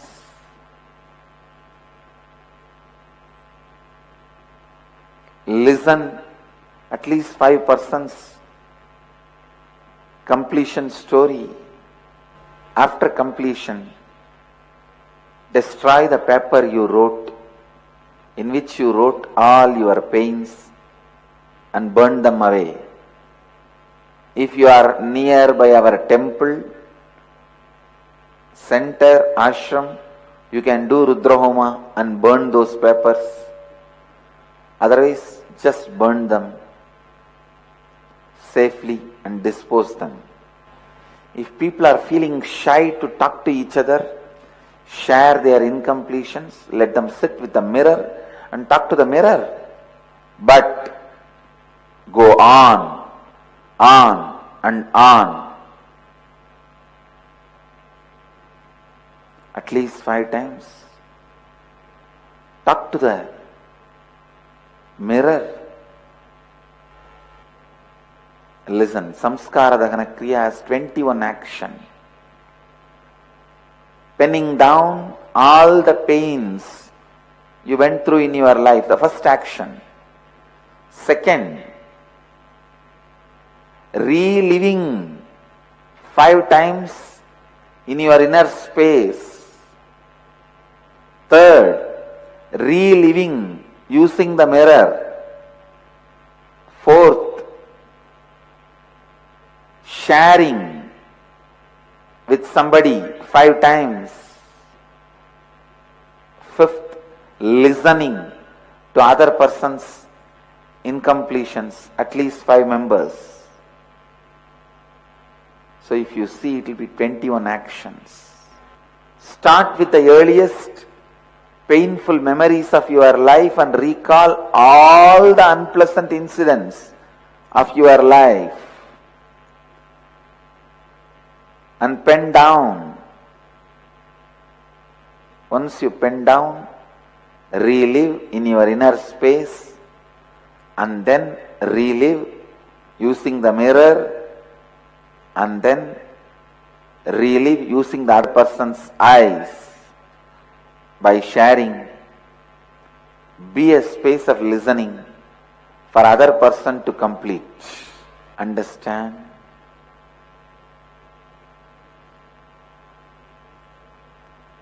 The pain of unfulfillment will leave your system if you do completion, samskara dahana kriya, for 48 days. The pain of unfulfillment. Understand? The pain of unfulfillment which you carry in your life constantly, which started in your life the moment the root pattern started, that will melt down.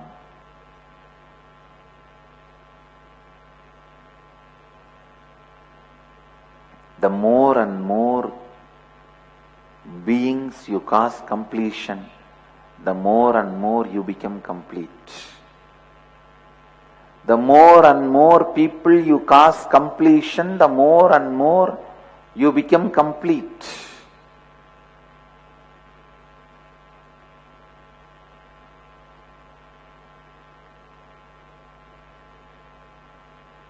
The more and more human beings you lead them to samskara dahana kriya, more and more of your samskaras get burnt. Literally, this process, when you enrich others, enriches you.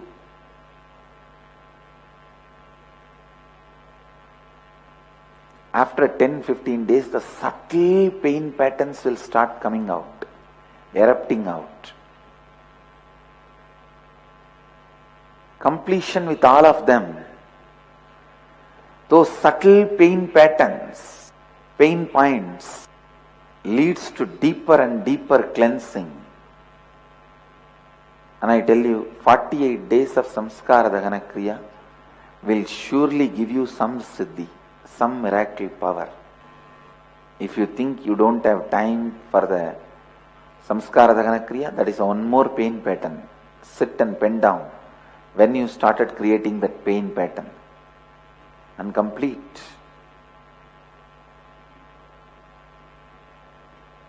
Your tiredness is a pain pattern. Boredom is a pain pattern. Being non-focused is a pain pattern. Getting irritated is from pain pattern.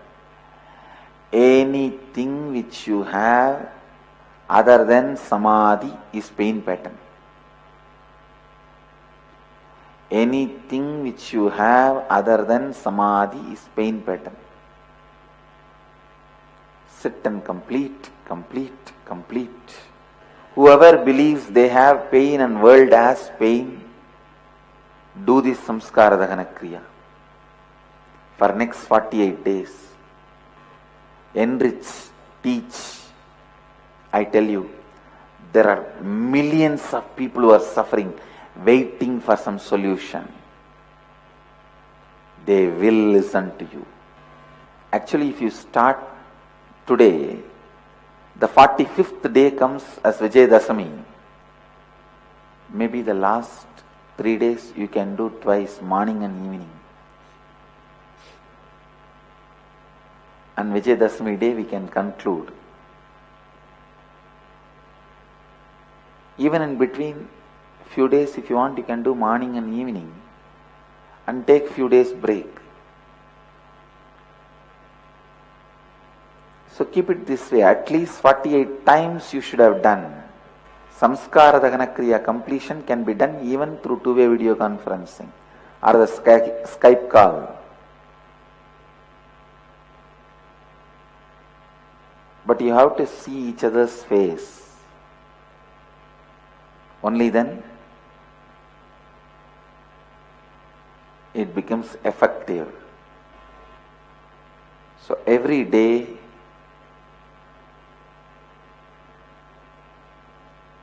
till Vijayadashami we will all be doing the samskara dahana kriya.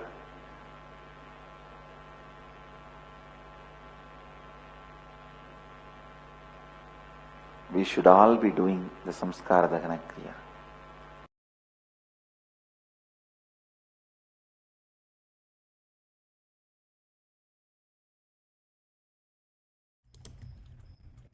Yes, Nithyananda everyone.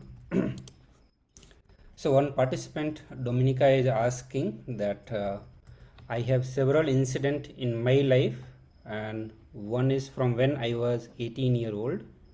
I'm aware that I need to end, but I am not ready to face it. Yet, is it possible to prepare for it?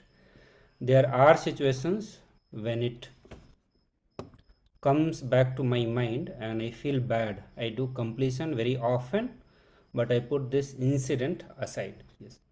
Understand, many of the incompletions that we continue to hold on, it's because of the pain pattern that is associated with it. So unless that intensity of the pain is reduced, many times it becomes a very difficult to do completions with all that. And for that purpose only, Swamiji has introduced samskara dahana kriya. So once you start doing the samskara dahana kriya, it will reduce the intensity of pain associated with the incident. It's pain which makes us always run away from the incident or face the incident. We feel so much of pain, and we feel like different people can feel it in different way. Like you feel like the justice was not done, you want to really take the revenge, or why life was so unjust to you, why this happened to you. So much of pain will be there, which literally stops you from doing completion. And for that reason, you must actually do the samskara dahana kriya. It's a very powerful technique. It will literally reduce the intensity of the pain that you go through, and at the same time, if you do it for 48 days, you will literally feel so much of liberation from the pain patterns that you will have in your life, and you will see that the completion process will become much easier. That will be the another added benefit that you are going to get. One side, you are going to get liberated from the various pain pattern that you have, and the second side, the completion process will start becoming more easy. Okay, I'll share the link with you for samskara dahana kriya. And another participant was asking from the previous session that does anyone have a Lingo Bhavan? Anyone have the link of the satsang before which Swamiji said about the TPS? I think that satsang is from the Genesis of Identity. So if you search Genesis of Identity, I think you will find that one, that satsang. Ma Parameshwar is asking,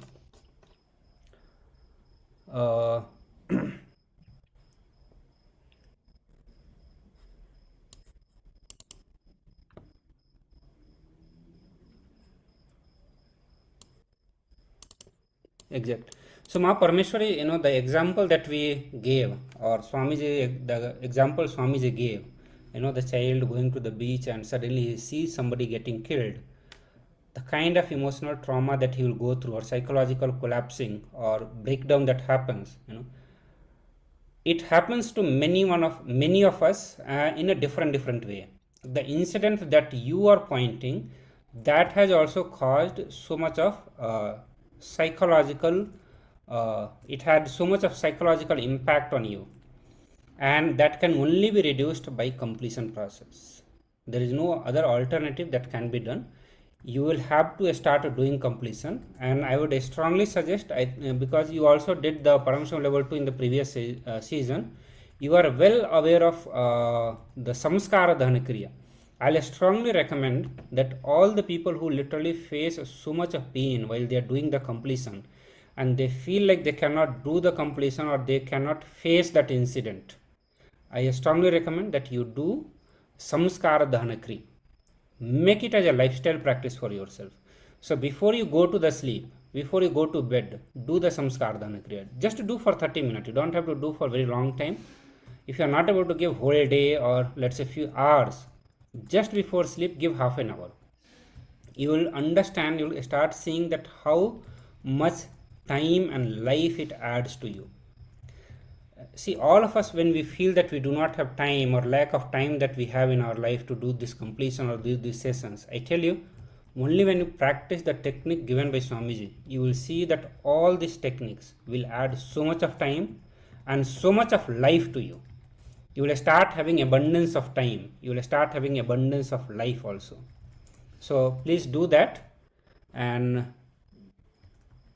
another Maya is asking, what are your thoughts on children with delayed speech?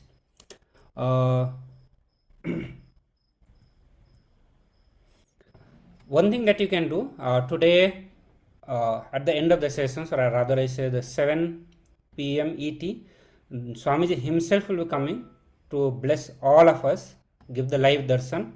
That time you come, be on the two-way, be with the video camera on, and request this blessing from Swamiji. So whatever healing you want to have, what you want to manifest, ask for that from Swamiji. And you will receive the blessings from Swamiji. That will literally help you, and it will bring you out of the problem or the whatever issues you the kid is facing. It's possible. Swamiji has healed millions of people, and it is possible for your kid also. Whatever healing you are looking for, it is possible to get healed from that. So I request participants, all of you, to again give few minutes to understand more of the completion process and go into the incidents from your past or the incompletions that is influencing you. Pen down that all of that. I can see like many of you are able to understand the incident which is leaving a bad memory to you, which had the bad impact on you. Some way or another way it is causing some trouble to you. You are able to see all those things, but when you are trying to relive, that is the time you are trying to run away from it. But don't worry about all that. You will have the more and more initiations. What I will say that the thing that is going to be most beneficial in these situations, that attend all the energy darshans. One, attend all the programs full day, and then attend the energy darshan. That is the time you will see the miracles happening with you. When you have the direct darshan of Supreme Pontiff of Hinduism, when he is making himself available to give darshan, and when he is seeing you, means you are making yourself available for him to see, you will see so many miracles will happen, means so many completions, so many pain patterns, so many samskaras, all these bad emotions or the emotional hangover that is sitting in you, you will start seeing that all that will start losing power over you. All of them will start melting like the wax. And so much of transformation will happen without you doing anything, literally. And so that is what you should do. Come for the darshan every single day. Without missing, come for darshan every single day. And put all your effort into doing completion. And you will start seeing that once you catch the knack of doing completion, you will start seeing that there's so many things that you are trying to just run away. You will have the guts, you will have the capacity to face those things and bring completion with that. So again, write down few more powerless situations, incident, incompletion that is still influencing you. The past powerlessness which is influencing your thinking system. You are going to be reliving all those incidents. Visualize and become that person. Enter into that person's physiology, psychological frame. We'll just have few minutes. We'll dedicate few minutes for that. Yes, and please do this process here and now very intensely. The depth with which you handle your incompletions now will reflect at the moment in the darshan time, because you will understand the need to be healed from these incompletions. And in that way, at the moment of darshan, when you surrender all these incompletions at the feet of Swamiji, it is from the depth. It is from the need or the seeking to have completion as a priority in your life. So the intensity with which you handle your incompletions now will reflect in how you surrender them at the feet of Swamiji during the darshan. And then you will see, as Maharaj was explaining, the melting away of the parts of you, like the other parts of the chronic illnesses or the fatigue or the sleeplessness that you may be experiencing, those will melt away. It all depends on the depth of the way you look into yourself at this moment. So please do this process intensely.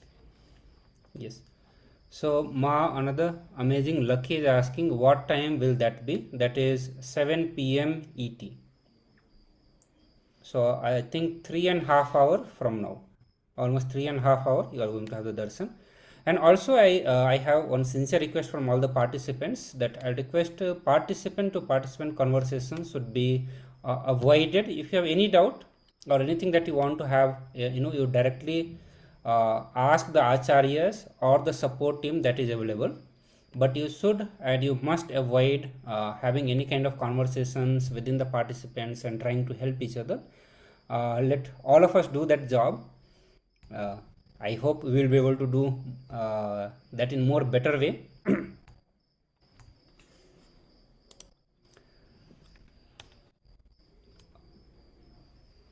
Okay, so Ma Parameshwar is saying that I do the kriya for suppressed emotions and it is great.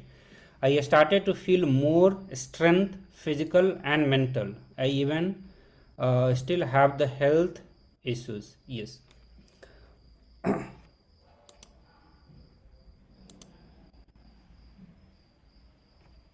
Yes. So what you need to do, that you have been doing that for the suppressed emotions. I think you are referring to samskara dahana kriya.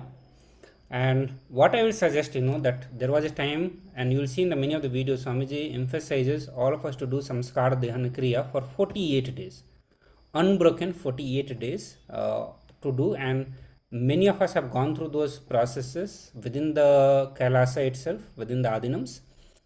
And many of the participants, they also do it. So I'll request you, unbroken, do it for 48 days. You will see so much of transformation will happen.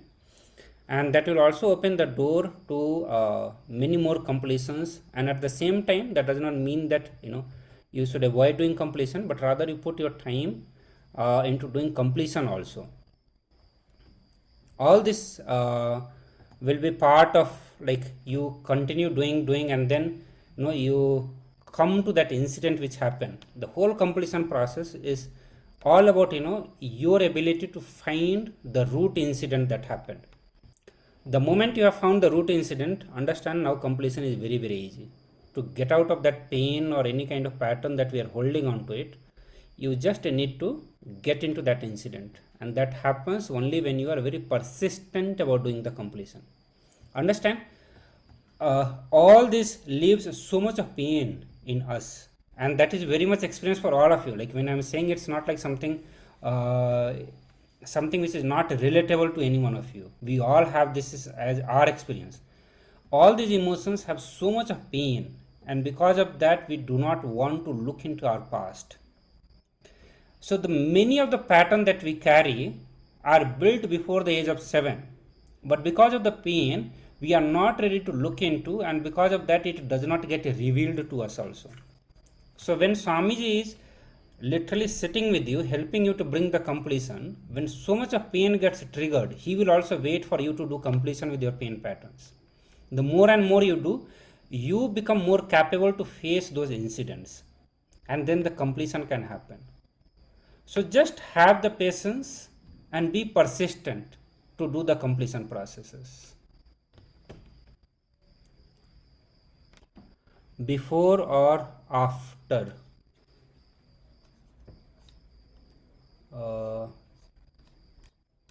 Just give me few minutes.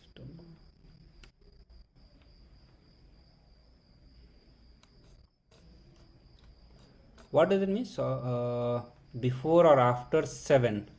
It will be 7 actually. Exactly 7 p.m. ET it starts.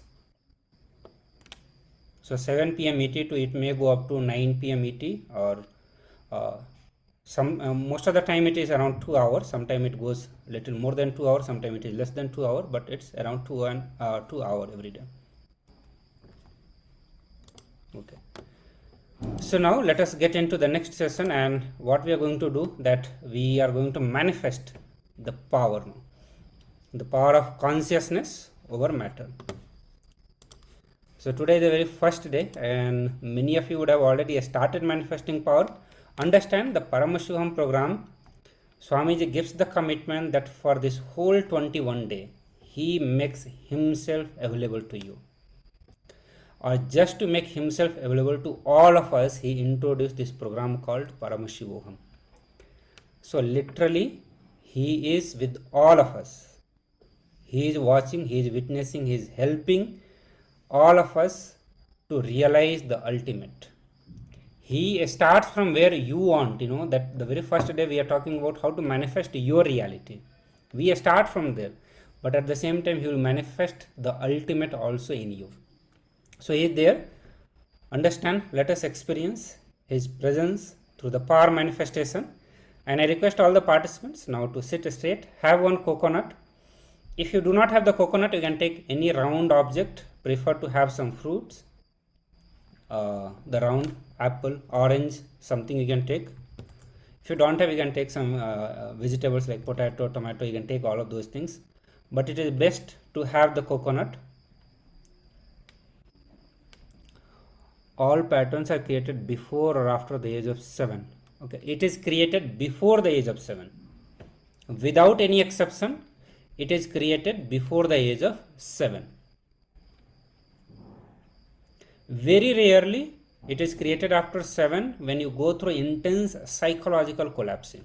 Otherwise, you can consider that without any exception, you built the root pattern before the age of 7 only.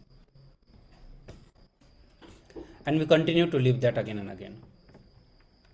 So now I request all the participants, let's get ready for power manifestation. Pick up the object, either coconut, or you can have any other round object, round fruits or vegetables, whatever you have. Sit straight and visualize Swamiji in your third eye.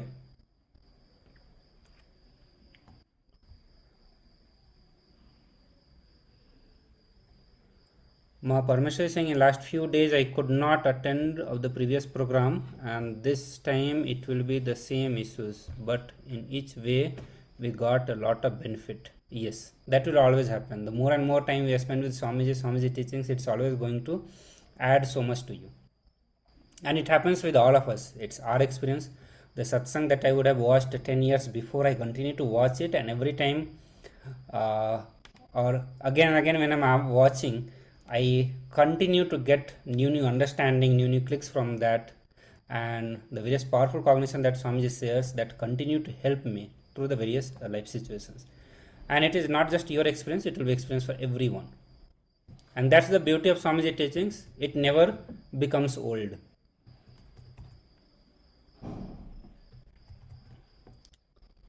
Yes. So visualize Swamiji in your third eye. Declare that you are Paramashiva. Chant Mahavakya intensely and loudly. Also, I request all the participants to have their camera on. So while you are attending the programs, please have your cameras on.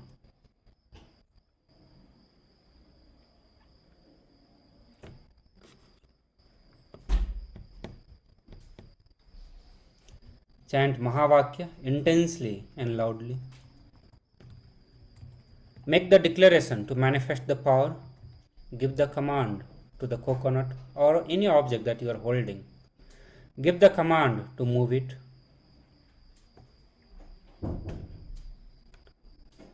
Be in the oneness with Swamiji. The key to manifest oneness is Mahavakya. Mahavakya is the key given by Swamiji, which opens the door to connect with him, manifest him, manifest intense oneness with him. Also, while you are chanting the Mahavakya, be loud, be intense. Let your whole body feel the vibration of Mahavakya. Let your whole body vibrate with the Mahavakya. So continue to chant. We'll have few minutes for that.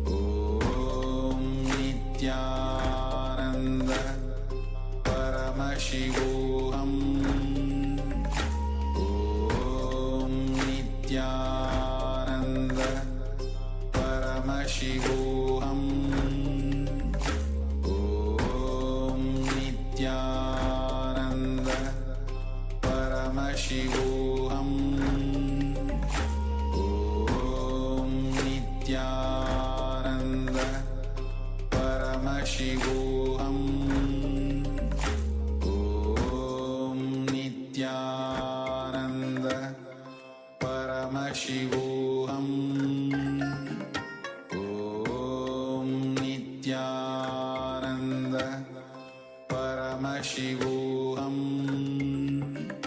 Om Nithyananda Paramashivoham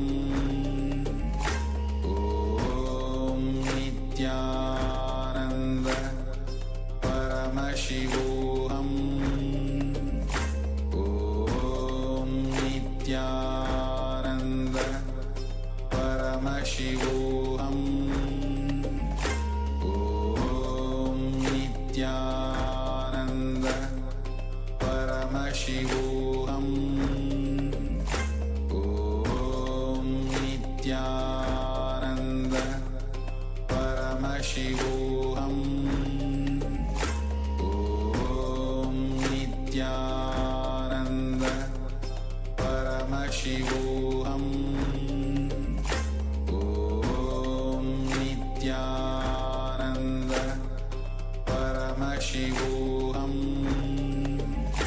Om Nithyananda Paramashivoham Om Nithyananda Paramashivoham Om Nithyananda Paramashivoham Om Nithyananda Paramashivoham.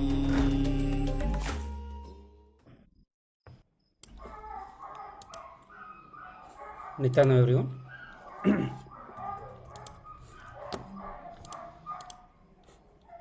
Yes, please relax now. So I was seeing many of you have already manifested this power. Sangeeta is saying she manifested the power. I saw that Ma Dominica was manifesting the power. Ma Parameshwari, she was also manifesting the power. Ma, can you share your experience? So all of you who manifested power, you please give a thumbs up. You can use the emojis here. Reactions, I think, or you can give the reaction, or please do comment how many of you manifested the power. And along with the power manifestation, many of you will go through so much of transformations, different kind of experiences with Swamiji. Please do share all of that, as you know that whenever we share our experiences, it gives more and more confidence on the very science itself. Many of us have resistance towards the science which is being introduced by Swamiji, which is being given by Swamiji. And the moment when we start seeing that the other people are manifesting, our brain, the neurons start catching that, and it feels that yes, it is possible for me also. And because of that, many more people start manifesting those powers. So we should never hesitate sharing the experiences of power manifestation, sharing of your experiences with the Swamiji, with power manifestation, any click that is happening. Understand it is direct enriching to others' life. Amazing Lucky. Who is that? Please turn on your video. Why did it not work? Okay. So whenever you are doing the power manifestation or doing the completion process, understand how we approach to the science matters a lot. Okay. So we should always have the tremendous patience and the passion to manifest Paramashiva in our life. If we approach with that, with any other attitude, to check whether it is happening or not, to check the authenticity of the teachings that Swamiji is giving, powerful cognition is giving, technique, it may not work. Always have that patience and passion to manifest Swamiji in your life. He will manifest, he committed, he will do it. And many of us are already doing it. So it is going to happen with you also. Just have the patience and at the same time tremendous passion to manifest this. Everything will manifest. For all of us to manifest itself, Swamiji is doing so much. Everything that he is doing is just for all of us to manifest, for all of us to experience. He is already incarnation. There is nothing for him, there is nothing left for him to experience. So everything that he is giving, because he wants all of us to manifest, and it is going to have. We all are going to manifest. There may be some delay for whatever reason, wherever we are stuck, wherever we are holding on to some inadequate cognitions, or wherever we are resisting, we just need to find it out and drop it, complete it, and experience Swamiji. So now let us get into the next segment where we are going to learn the science of manifesting our reality, the Kalpataru, and this is one of the very powerful satsangs where Swamiji gives 3 different principles on how to manifest the reality. I request all of you to pay your attention, pay your listening. Be intense, be total, listen to this. Just by listening, you are going to manifest the powerful cognitions to manifest reality in your life. So let's start now. Human being is a seed, possibility. You are a possibility, seed. This is the first truth with which you need to have Shaktipada. You are not finished product. You are not done. Listen, you are not done.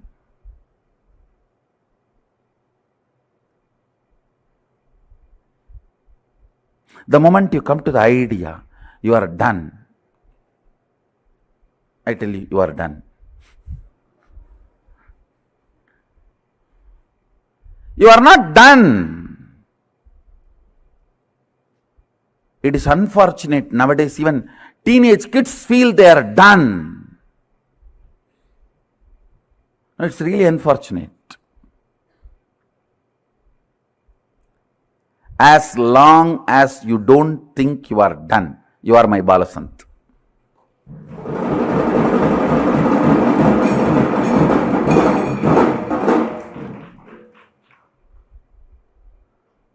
You are a seed, understand? This is too important idea, truth, you need to imbibe. You are a great possibility.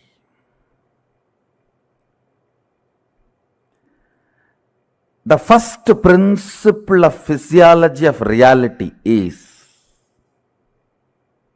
whatever is perceived by you as reality is a great possibility. It is not conclusion.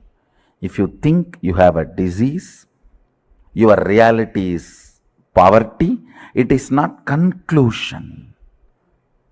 Understand? It is not conclusion.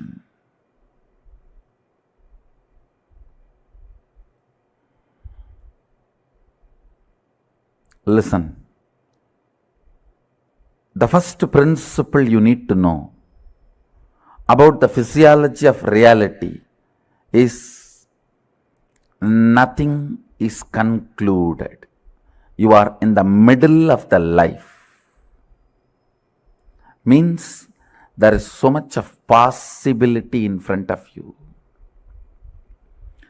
Possibility of the future gives you Shakti to manifest your reality. Understand? Possibility of the future, possibility of life gives you the inspiration even to manifest your reality. Please understand. All of us, as long as we can breathe, we carry the possibility to manifest our reality. People ask me, then why people are not manifesting? Why everyone is not manifesting? Understand, nobody wants to. Everyone has come to the conclusion They are now end product QC passed over, already packed. You are not a packed food sitting in a mall. You are a seed on the ground. Understand? You are not packed food sitting on the mall. You are seed on the fertile ground. Life is a possibility.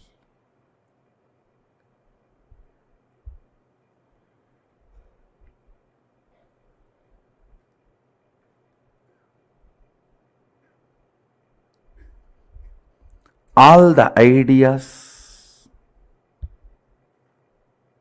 which comes inside you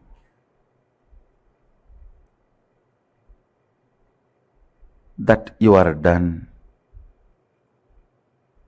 nothing can be done, it is all over, all that need to be completed. You need to have Shakti Pada with this first principle, life is a possibility. Great possibility.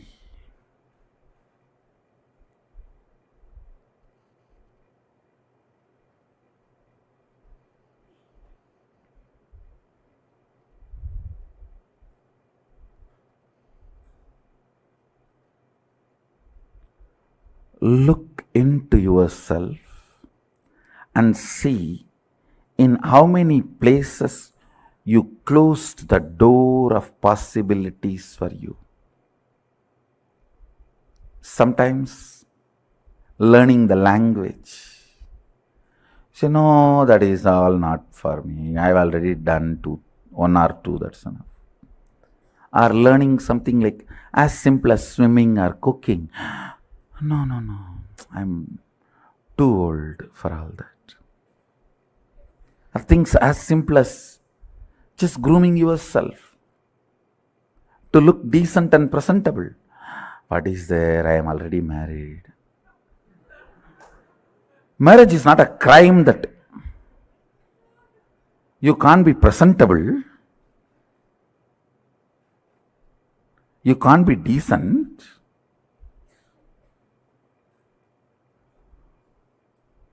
Now in India you can see this, hear this common, very commonly. I am already married, what is there to groom?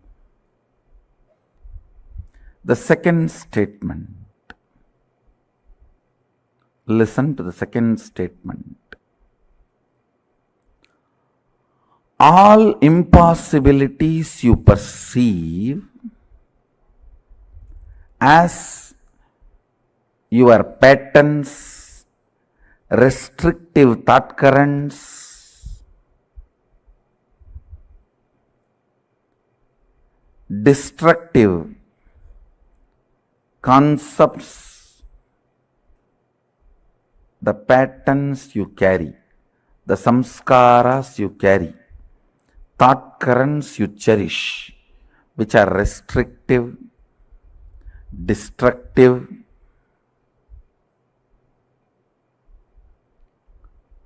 which reduces your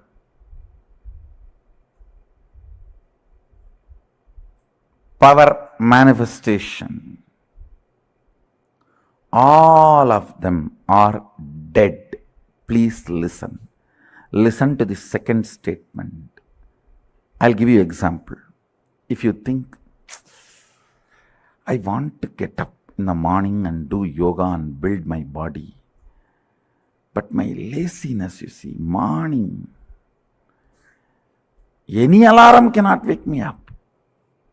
If you think you have that lazy pattern which is restricting your possibility, or that boredom, I really want to learn French, but you see, I am tired and bored. I don't know when I will open the book and when I want to learn.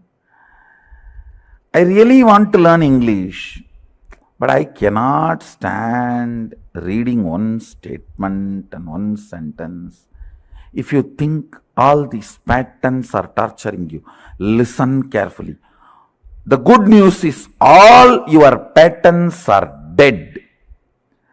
But the person who need to break the patterns will is alive.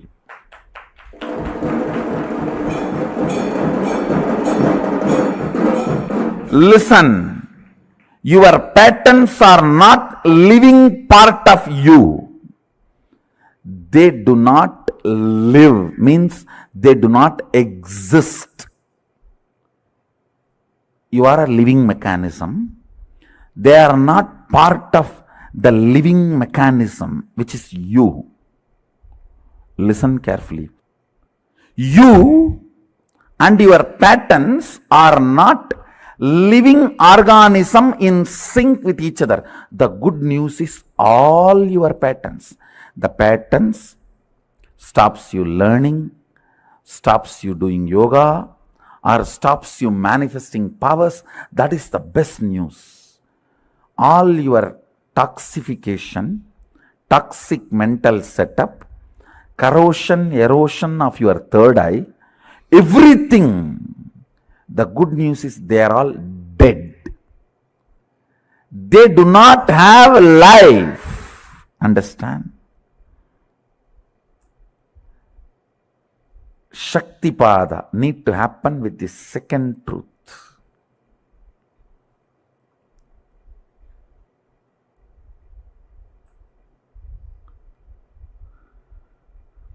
When Sadashiva gave this signs to Devi and Vishnu adopts these signs to run the universe, he has divided it as 4 parts for our convenience. These truths I am sharing with you all are from a part called Vidyapada. Listen to this principle very carefully.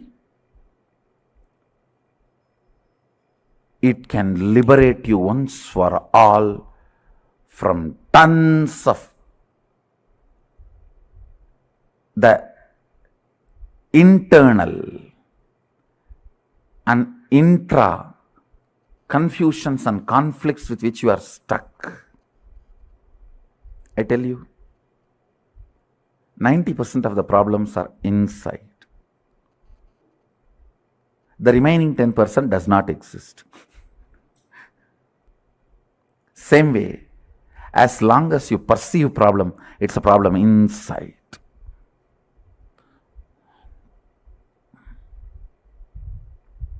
Listen to the second truth, second principle.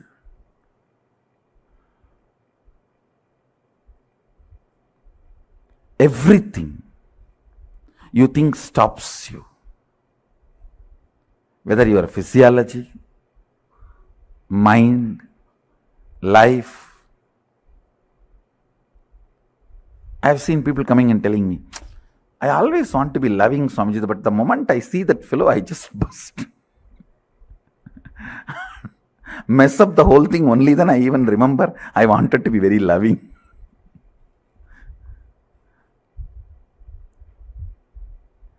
I really want to wake up and do yoga and build the body, but only after morning 10 o'clock I even understand the world exists.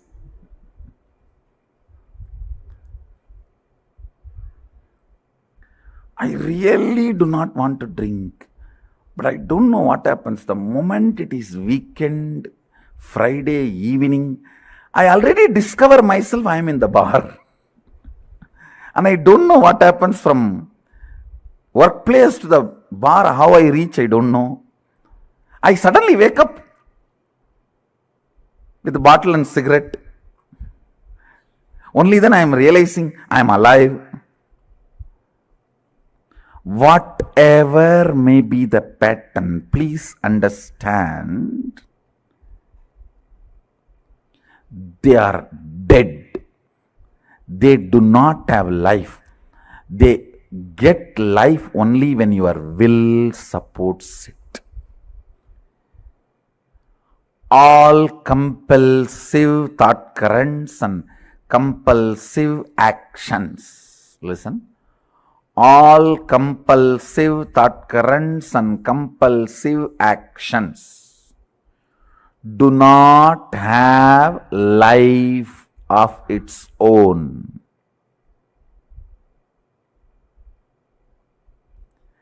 Every day you give life to it, believing the patterns have its own life. No. Patterns suck your blood and make you believe they are alive, independent of you. It's like politicians making you believe. They suck your blood, but they make you believe they are alive, independent of you. And you are dependent on them.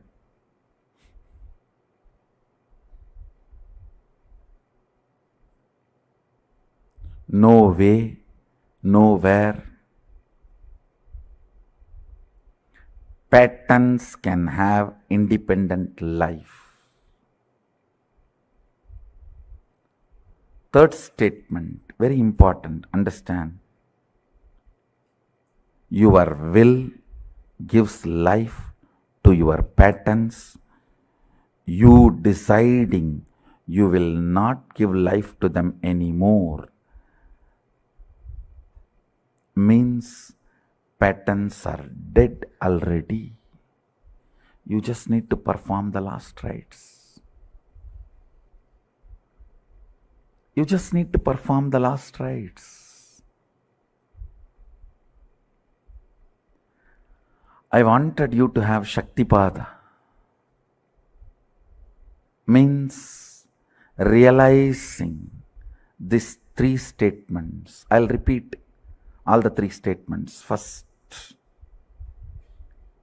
listen to all these three statements. Just sit up, and even if you missed in between, went away somewhere for vacation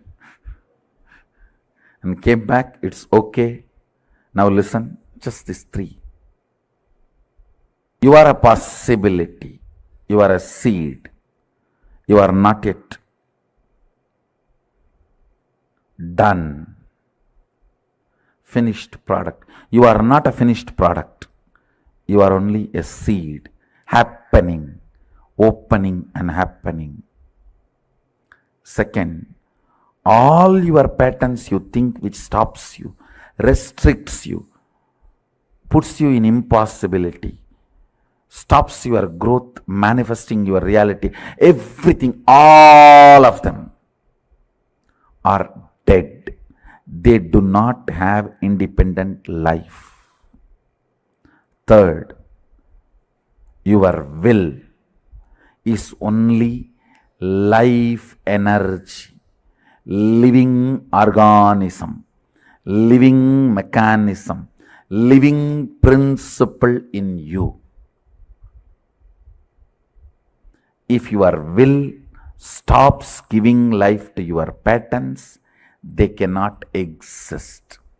They just have to leave your intestine along with your kadkapudi. Nothing else.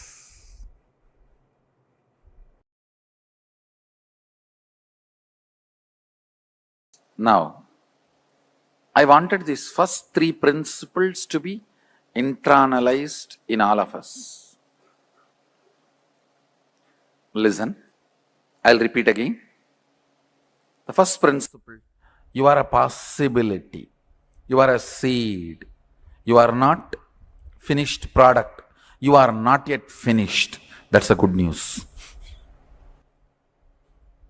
You are not finished yet. That's a good news. Any idea, concept, pattern which is stopping you internalizing it. If you have a few minutes, pen down. Listen carefully. See, when I say you are not a finished product, I mean, in your health, what do you want to become? You can become. It's not that your life is, your body is sealed, that nothing can be done anymore. You can't change the shape, size, or strength, power, energy. There's nothing like you can't change all of them. It's all over. No. You can change anything as you want. Still the possibility is open, available. In every level, whether health or wealth or mind or relationships or whatever, in every level,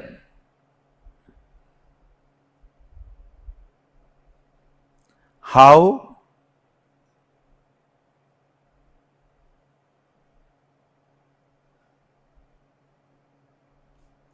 things can happen, how possibilities can open.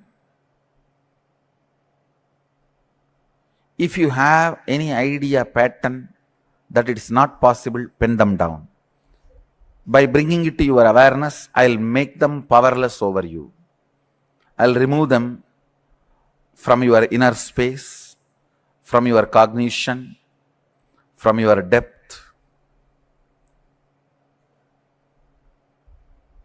Second, the impossibilities you carry. Listen carefully. The patterns which restrict you. Oh, this is not possible, that is not possible, my wife will not allow, my boss will not allow, and the society is not going to allow. So many impossibilities you carry. The patterns you carry. My own laziness will not allow. My own energy is not that capable. Or my thinking is not that capable. I am not that intelligent. All the stupidity you carry.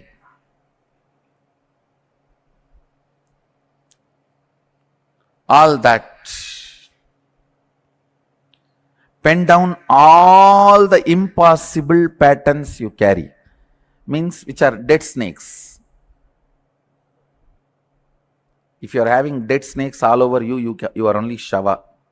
Only if you are having living snakes, you are Shiva. Will is the living snake. All the patterns are dead snakes. So all the dead snakes you are carrying, pen them down.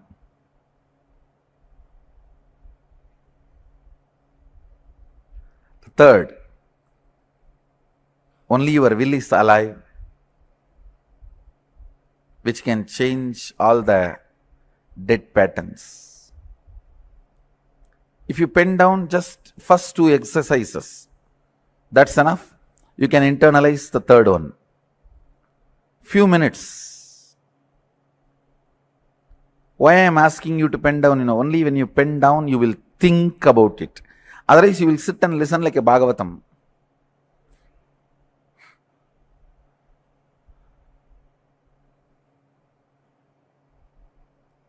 I want you to think, look into these ideas, try to internalize. Let's take few minutes and pen down all the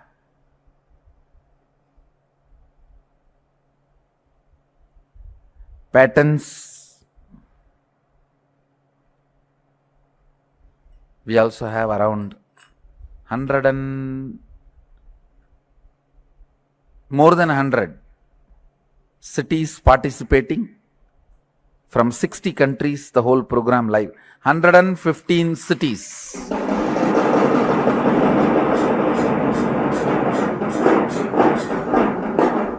From 60 countries participating in this program live through two-way video conferencing.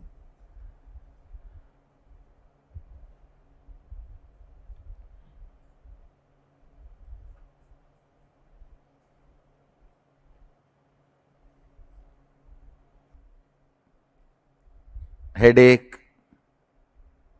curing your stomach, healing your stomach pain, are as difficult as you think. expressing, manifesting Sadashivatva and his powers, whatever it is, whether it is a small problem or big problem, whatever plane, whatever level, whatever aspect, whatever dimension you feel you are done, pen down that. Pen down that. Even if you are 99, almost in deathbed, I can make you manifest powers of Sadashiva. Understand? No, I'm not, no, sorry, please understand, I'm not doing any proud claiming or pride claiming or ego claiming. No. I'm just stating the fact. It's a simple fact straight away. It's as simple as getting rid of, your problem can be as simple as getting rid of your headache, or as difficult as getting rid of the person who is giving you a headache.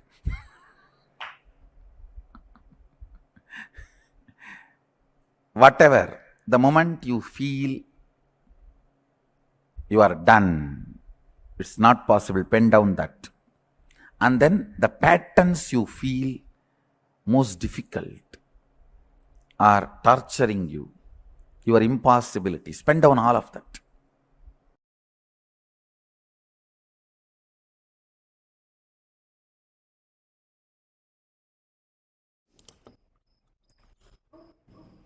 Yes. So we heard about the various principles on how to manifest our reality, and Swamiji gave a few powerful cognitions on this also. So we are going to be internalizing that more and more through few more videos and few more assignments. So now, the question comes that how do I find out that whether I am holding onto the idea of possibility or impossibility, as this was one of the main principle that Swamiji revealed, that life is a possibility. As long as we are breathing, life is a possibility and it continues to be possibility. Now the question comes, how do we know whether we are holding onto the idea of possibility or impossibility? So the more and more actions, the more and more excitement, that is the definition of possibility. So when we carry the possibility, the space of possibility in our inner space, you will see that you have more and more life into you, more and more excitement will be there, and you will be more action oriented, like you will be taking a lot more actions in your life. The more and more actions and more excitement, that is the way to figure out whether you are holding on to possibility or impossibility. The more and more action, more and more tiredness and boredom is the definition of impossibility. So when you are being more and more tired, more and more boredom, if you are holding on to all those things, that means you are caught into impossibility.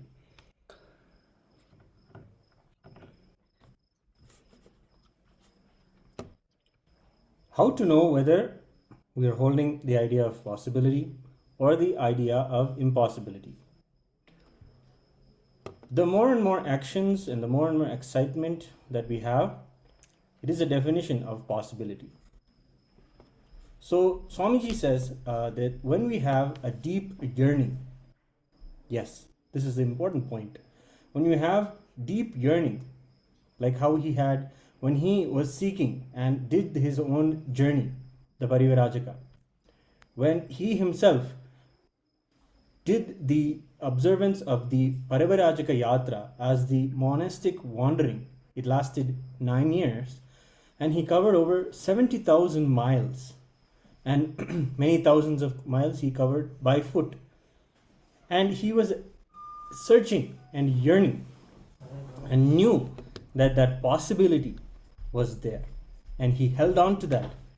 And life again and again, of course, in the Parivarajaka, the life tested, but he kept on holding on to the truth of possibility.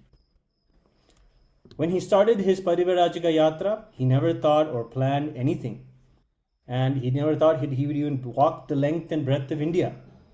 But he would spend so much time in the Parivarajaka Yatra. And the first few days, he carried the idea of the possibility, that's all. And the concept of the possibility, that gave more courage. that gave immense amount of courage, because you try this, is this possible, and you go to the next town, you go to the next part of your journey. Yes, that's possible. That gives you courage to do the next thing, and then you are showered with more and more possibilities and opportunities, and life becomes a joy, and it is a fulfilling time. And he lived so fulfillingly in those very 9 years of Parivarajika. So you are a seed, a possibility. Let us internalize this. You can change anything as you want. Still, the possibility is open, available. And every level, whether in the health or in the wealth or in your mind or in your relationships, whatever way, you can influence and change how the possibilities turn up and how the possibilities open up. And if you have any idea, pattern that is not possible, first thing we should do is pen it down. Anything that moves you away from, yes, I can become this, I can achieve this, this is where I want to be and I can get there. Anything that puts you out of that space and where you're cherishing the impossibility, write that down and internalize it. And then the impossibilities we carry, the patterns that restrict us, like, oh, this is not possible, oh, I am not like that, oh, I will not be allowed by my parents, or I will not be allowed by my spouse, they will not allow, my boss won't allow me to grow in that way, the society won't accept if I present myself to be a little bit forward. These kind of impossibilities are examples that we carry. Then all of that, just pen it down. These examples or anything more. So they are all, as Swamiji was describing, the dead snakes that we are carrying unnecessarily.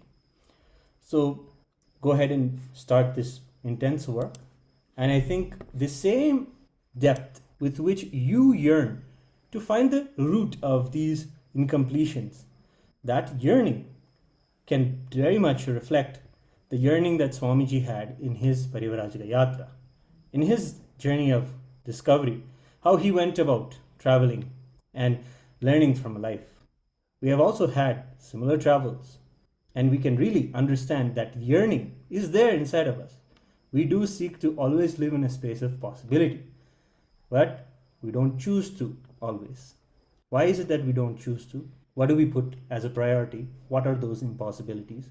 Please write those down, and let us invoke the same yearning and seeking that Swamiji had in his Parivarajika. So while you are writing, we'll go through one video from the Supreme Pontiff of Hinduism, where he shares how to cause the reality that you want to have in your life. So at the same time, I request all of you to continue writing. You continue to do the assignment.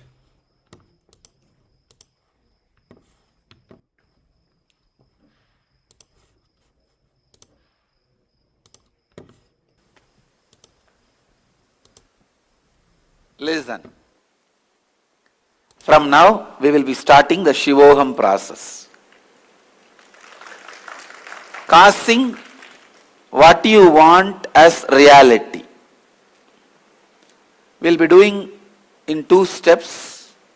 1, by expanding your own efficiency and energy.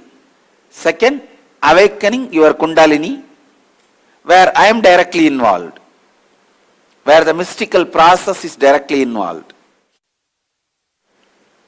The first thing, now with so much of completion, many of your future goal, idea about your life, your fear, your greed, what you want, all that would have changed. How many of you feel so many of that has changed? Your future plans, lot of things have changed. With this completion level and clarity, I want you to pen down what is your short-term goal, what you want to cause as reality in next 3 months, and long term, next 3 years.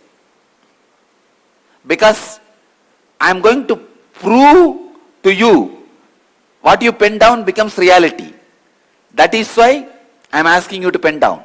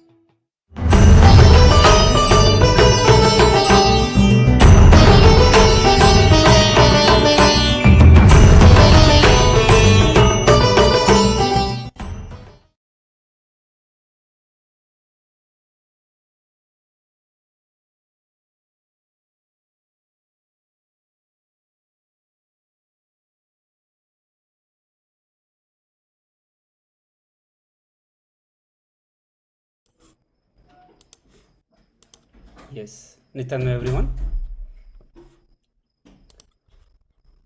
So let me know if you have any doubts or any clarification that you need, or please continue doing the assignments. These assignments are very important for all of us to have the better understanding on what we want to manifest in our life, and also to understand what are the obstacles towards that. Only when we know what are the obstacles towards what we want to manifest, we work and we remove those obstacles, we find the solution, and ultimately we manifest, work for manifesting our reality. So as part of this, we are going to be listening to few more powerful cognitions and principles on manifesting the reality. So in the first video, we had one principle that Swamiji shared on how to manifest our reality, or the first principle of manifesting reality, that life is a seed, that you are a seed and life is a possibility. So now we'll get into the another principles that Swamiji will be sharing on the Kalpatru. Let us watch that video now. Your thoughts become words, words become actions, actions become life, life becomes reality. It is a simple science, straightforward science.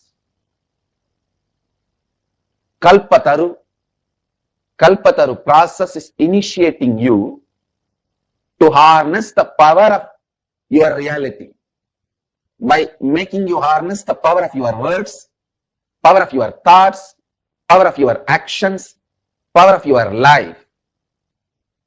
People who want to enslave you, constantly brainwash you. Life is full of difficulty and impossibility.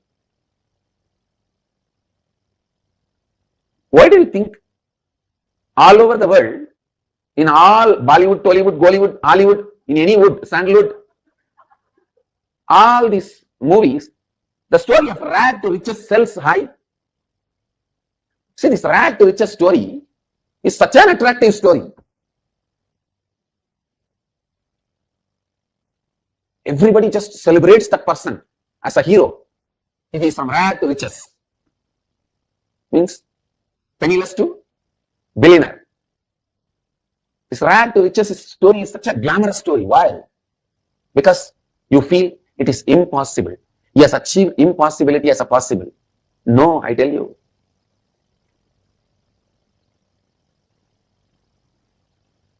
Nothing is impossible.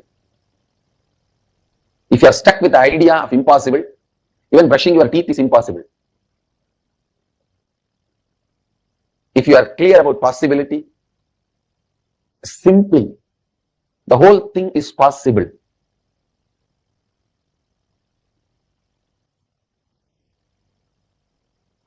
Whenever a Kundalini arises, understand? Kundalini is portrayed in Hindu tradition like a snake. The hiss of the Kundalini snake is possible.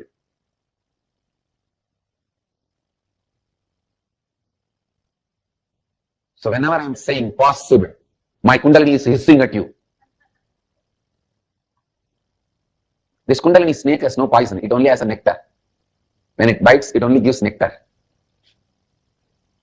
Amrita Naga. It is not Vishanaga. Understand? But don't think there's a snake sitting inside, you know. It is portrayed like a snake. When the Kundalini awakens, it moves in your body like a snake moving. Sometimes people ask me, oh, if it is awakened, where will I keep the snake? No, don't worry.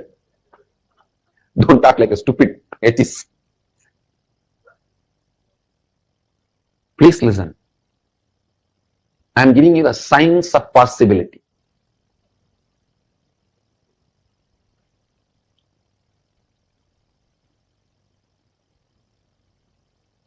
The first step, creating the space for what you want. It means, listen, during any Kalpataru process, take up only one desire to cause it as reality. Don't take up two. You will mess it up. Don't become greedy. Greed is nothing but powerlessness. You are afraid. Who knows? Second time it will happen or not? Science of making what you want into reality. Just teaching somebody to fish may help him whole life, but immediately he will not have food. Just giving him fish, he will have immediately food, but whole life, what he will do? Both are off. I give you immediate food and teach you to fish. Listen. First, take up only one desire to make it into reality.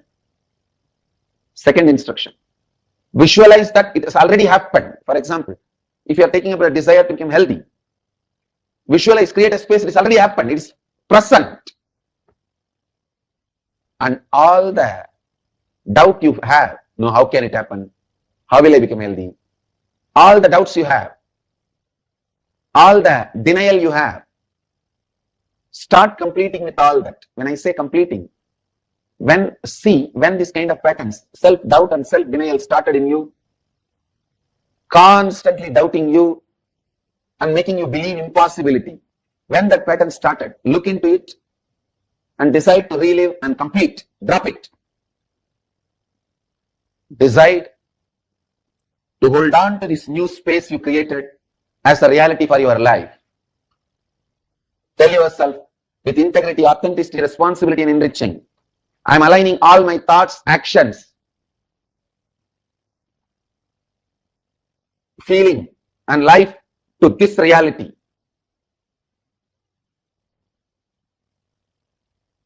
You will see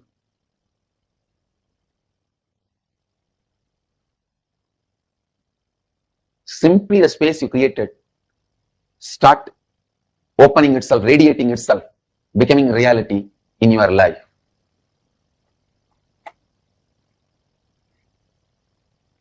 Especially when the master blesses with his integrity, authenticity, responsibility and enriching, it's like Ganga entering into a well.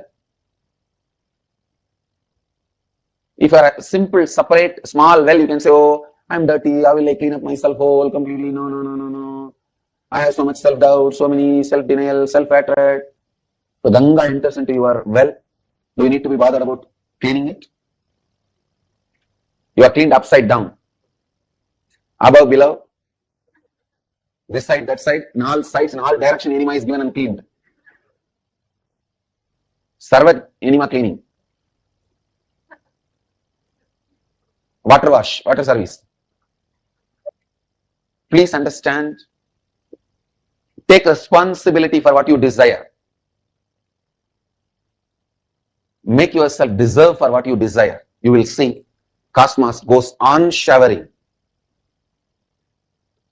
There are one bunch of fools in the planet Earth constantly believe life is a struggle, nothing is possible. With that impossibility itself, they are born, live and they die.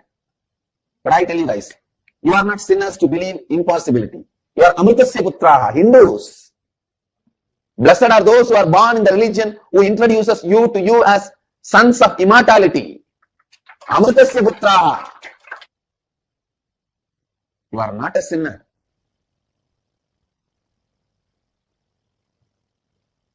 Shranvandu Vishwe Amritasya Putraha. So let those people who believe they are sinners and life is impossible for them, let them live with their belief. We don't care. But I tell you, do not allow that ideas to be injected into your brain. It is a conspiracy against humanity. Don't be cheated. Don't be destroyed by the conspirators against humanity.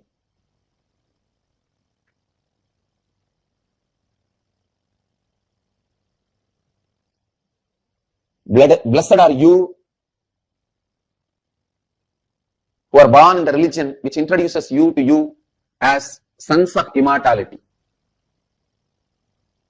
Whoever carries whatever belief, let them carry and let them live. But you don't need to be affected, abused by the wrong beliefs. So you understand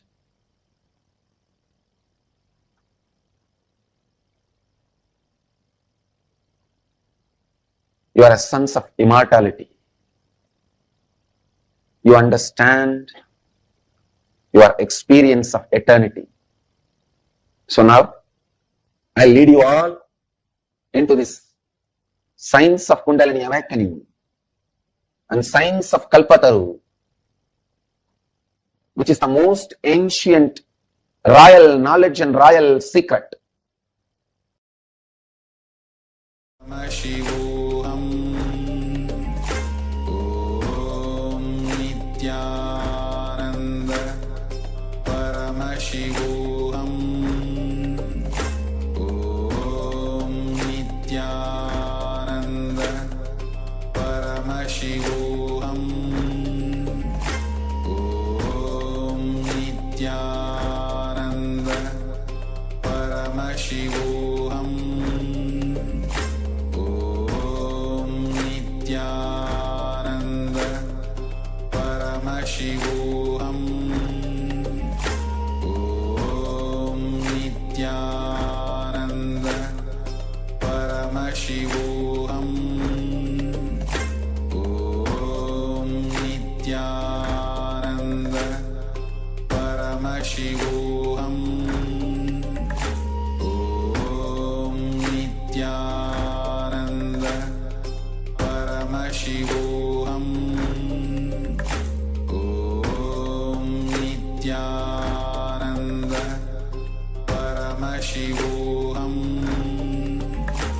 Om Nithyananda Paramashivoham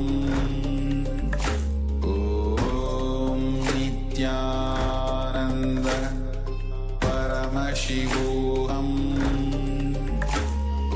Om Nithyananda Paramashivoham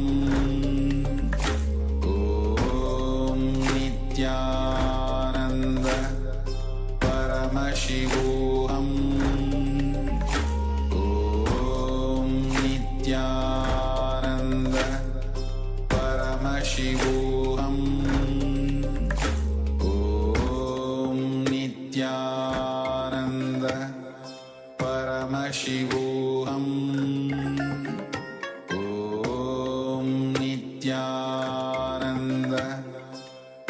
Paramashivoham. Om Nithyananda. Paramashivoham. Om Nithyananda.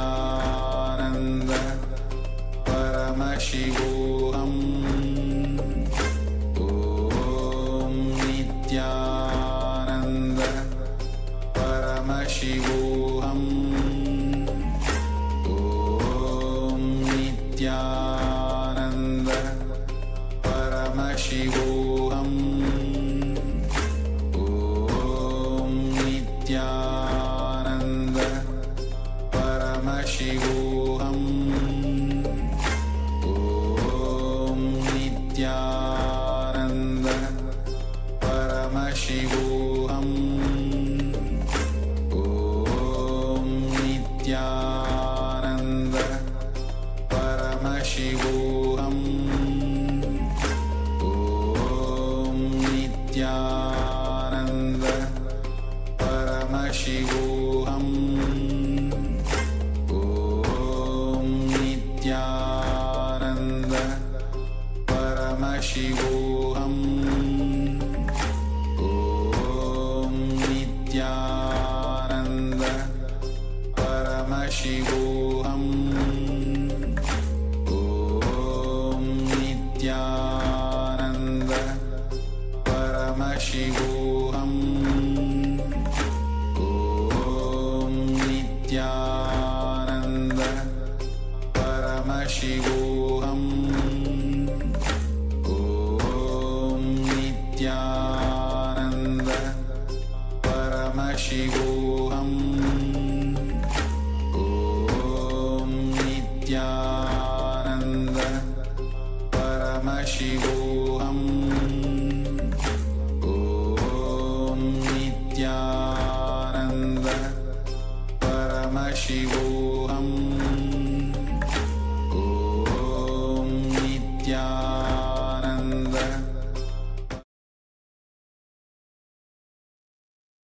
Yes, Nithyananda. Now that we have dived deeper into the science of Kalpataru, the science of manifesting your own reality, let us now enter into another internalization exercise. This exercise is about complete completion. All incompletions are nothing but the fact of not being given enough inner space and cognition and respect by you. And the perception itself is giving the first priority and respect. If the perception is recorded as a reality in you, which is going to be constantly changing, it will give you a deep insecurity and instability in your life. But instead, if the fact is given the place of reality and the perception is given the place of perception, the recognition, the change of perception will not lead to more and more incompletion. Now let us enter into the exercise. See how your perception appears as a fact, and the fact appears as a perception. And the fact which is not influencing your decision and perception, influencing your decision. Let's repeat this once more. Let's look in and see how the perception is given the place of the fact, and the fact is given the place of the perception. So our decisions are influenced by the ephemeral aspects of life, which are changing constantly. And in the next step, get five examples of the perception influencing you as a fact and forcing you to take decision, and the fact influencing you as a perception and forcing you to take a decision. If you have any questions about this process, please let us know. Have your pen and paper ready, and let's get started.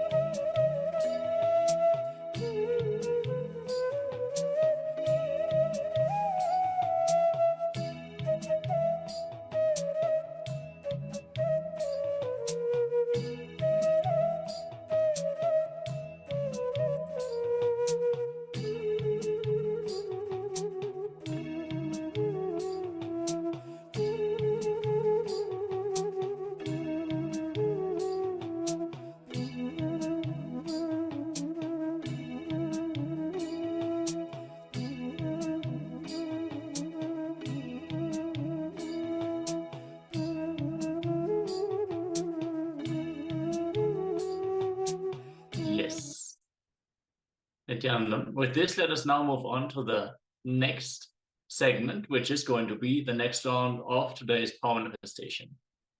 We have been manifesting the power of consciousness over matter in multiple different levels.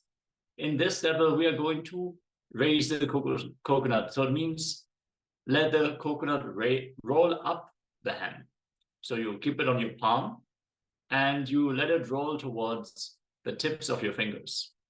You give the direct instruction which direction the coconut is supposed to roll. If you don't have a coconut, like in previous rounds, please have any other round object. Optimally, some kind of fruit, like an orange, a lemon, an apple, anything of that sort. It should be in a handheld size, so make sure you get your object ready. As we are first going to enter into the Shastra pramana, the scripture reference for the science of power manifestation. In this case, it is from the Vijnana Bhairava Tantra, Dharana 95, Sutra 120. The pramana goes, Kvachid vastuni vinyasya shanir drishtim nivardayet tangyana chitta sahitam devi shunyalayo bhavet. Having fixed one's eyes on a particular object, vastu, one should slowly withdraw the sight from that object, as well as slowly eliminate the knowledge of that object along with the thought and impressions of it. Then, O Devi, one abides in Shunya, Sa Anya, the state where there is nothing other than this exists, which is the state of all-inclusiveness or infinity. Yes. With this, let us now all settle down. Have the object ready. Keep it on your palm. Place your hand on a table or any other stable surface. You can keep it on the ground also, just to prevent any shaking. And then declare the object to roll up your palm towards your fingers. Now, sit with your head, neck, and spine in a straight line. On the floor in Padmasana. If that is not possible for you, you can sit on a chair. Visualize Paramashiva has come down as Bhagavan Nithyananda Paramashiva from KAILASA. Remember, Paramashiva in your third eye. Sit with this powerful recognition and meditate on it. Feel the oneness space with Swamiji and extend this to the coconut you are holding in your hand. Forget any details, any thoughts, anything that you connect with it being separate from you. You are in oneness with Swamiji. Sit in the unclutching. Any thought that comes up, just let it pass by and hold the declaration for the coconut to roll up, as we are now going to have the darshan of the Supreme Pontiff of Hinduism during this round of the power manifestation, intensely vibrating with the Mahavakya, Om Nithyananda Paramashivoham.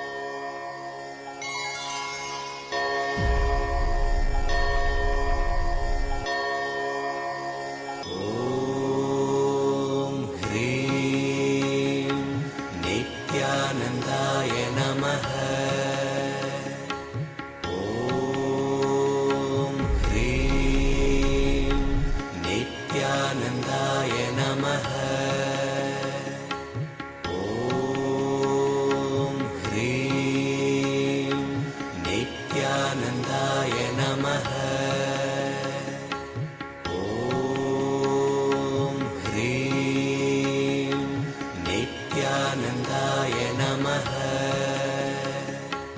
Om Hrim Nithyanandaya Namaha. Om Hrim Nithyanandaya Namaha. Om Hrim Nithyanandaya Namaha. Om Hrim Nithyanandaya Namaha. Om Hrim Nithyanandaya Namaha. Om Hrim Nithyanandaya Namaha. Om Hrim Nithyanandaya Namaha.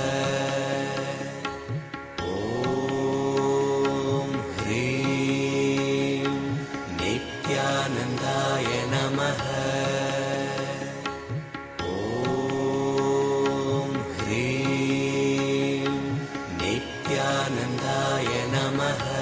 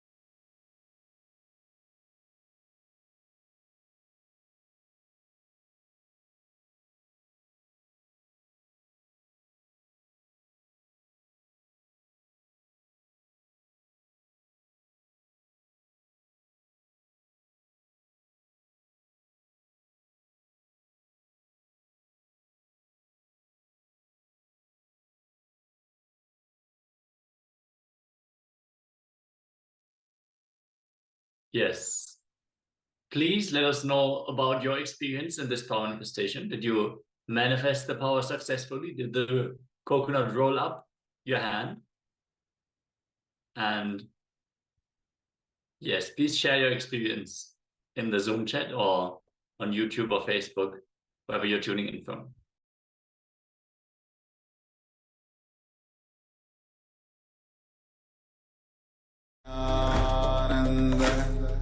Paramashivoham Om Nithyananda Paramashivoham Om Nithyananda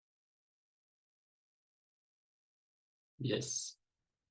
After this round of the power manifestation, let us now enter into one of the most important topics of the day, the powerful initiation that you all can receive today during the darshan of the Supreme Pontiff of Hinduism. We're going to learn about the initiation into the Shiva Diksha. Bhagavan Paramashiva has clearly described that we human beings are Amritasya Putras, that means sons of immortality. There is a concept in some customs, some cultures, and in some settings where we are always taught that we are sinners. However, in Hinduism, we are not sinners that need to repent. We are simply favorite inheritors of the cosmos. And over course of time, we have lost the ultimate experience and understanding we have about ourselves. We have forgotten the power we truly hold in our hands, and we simply need to be awakened and awaken our third eye. Shiva Diksha offers us a unique opportunity to get initiation into this realization of our true nature of being sons of immortality. And I'm very sure that many of our participants would have received Shiva Diksha at some other point, and in some, because of some mistake of having not the right food in the right place, would be looking forward for a re-initiation. For all these cases, this segment is for you. Paramashiva is the primordial Hindu divinity, the exuberant cosmic energy of third eye. Samaya Diksha is the gateway towards the powers of the third eye. From blindfold reading, body scanning, to remote viewing, all these powers are at the disposal for the one who has mastered these powers after receiving the Samaya Diksha. Initiation into the third eye awakening by Swamiji, the Supreme Pontiff of Hinduism, Bhagavan Shri Nithyananda Paramasham, is the first quantum leap, the first initiation for transformation of man to divine. The sacred Hindu scriptures, the Veda Agamas, particularly the Agamas, are the shastras or scriptures graced by Paramashiva, and they contain what Paramashiva spoke to Devi Paramashiva Shakti, bestowing her request, which are the lifestyle and initiations to achieve Paramashivoham, the state of Jivan Mukti. The Agamas are delivered vocally by Paramashiva and revealed to us through Devi Paramashiva Shakti. Then Mahavishnu. In the Uttara Kamika Agama, Bhagavan Paramashiva blesses us with the explanation of Diksha, that is the initiation. For those who are seeking to lead a spiritual life, these powerful Dikshas are called Samaya Diksha, Vishesha Diksha, Nirvana Diksha, and Acharya Abhishekam. So, the participants here in Paramashivoham will be blessed with the opportunity of Samaya Diksha and Vishesha Diksha.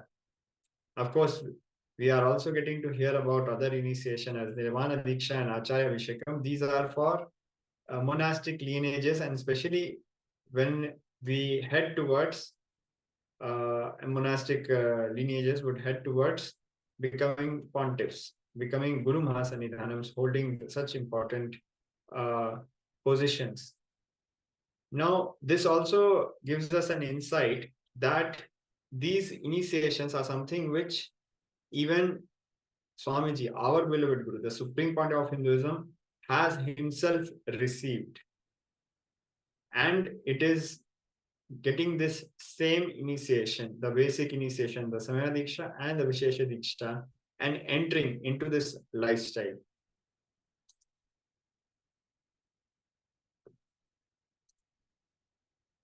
Bhagavan Paramashiva has described Samaya Diksha as the first step for all Hindu seekers, disciples, devotees for enlightenment.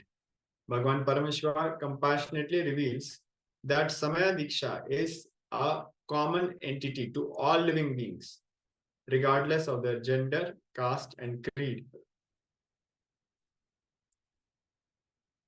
In life, certain profound and absolute truths can never be changed, whether we understand or not, accept it or not, like it or not, or believe it or not. We can change the window or door of our house in whatever direction we want, but the sun rises in the east and sets in the west. There is nothing we can change about it.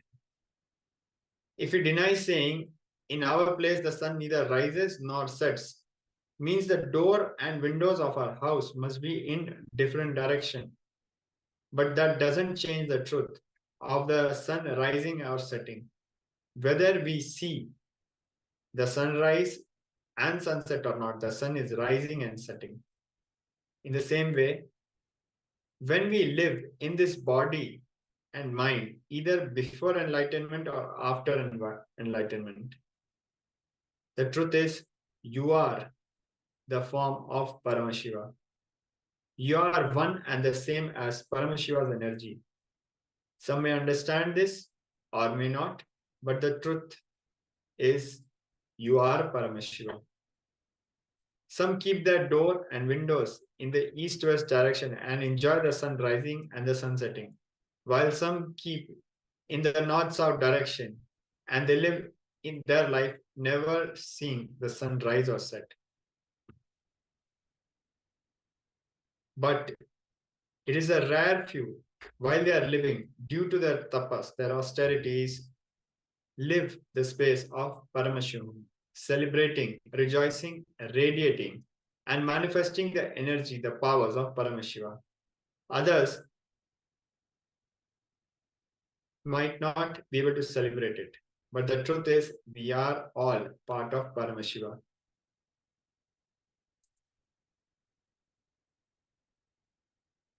When the person who has been initiated in Samaya Diksha follows the prescribed lifestyle that Bhagavan Paramashiva and the Guru, that is the Supreme Pontiff of Hinduism, instructs with integrity, the possibilities of that person manifesting the powers of Paramashiva will happen. Guru gives the first inspiration, awakening your Kundalini Shakti, and grants you the right to express the Paramashiva, the divinity. Guru initiates you to achieve your rights. That is Shiva Diksha. In KAILASA, it is in fact a right, the first amendment, to be treated as Paramashiva, to be recognized as Paramashiva, and to treat others and recognize others as Paramashiva. By this initiation, everyone throughout the world is given the right to declare and express their Paramashivatva. When you receive the initiation from a person who is not enlightened, after the initiation, you need to repeat the mantra continuously. You need to chant the mantra continuously on your own effort till the mantra merges in you and becomes part of you. You need to go on doing the continuous chanting or the japa. When you receive the initiation from an incarnation, when you receive the initiation from the Supreme Pontiff of Hinduism, Bhagavan Sri Nithyananda Paramashivoham, he bolts the mantra into your biomemory. So whatever work you are doing, the mantra japa goes on vibrating in the throat. When the mantra happens continuously, Paramashiva's remembrance, bliss, knowledge, powers pour and grows in your life as a Shakti, as a power. This Shakti awakens your DNA of your Gotra, that is your particular lineage. It awakens the DNA of your ancestors, your family, your community. Whatever community in which you are born, that unique DNA is awakened by the Diksha. By this awakening, the knowledge, clarity, completion, and fulfillment starts expressing. Shaktis, that is the powers, originally revealed in the Veda Agamas, the source scriptures of Hinduism, the source of cosmic laws. These Shaktis, by their own independent authority, are shown in these scriptures through shastra pramanas. The following in the Agamas, Bhagavan Paramashiva has revealed about Diksha.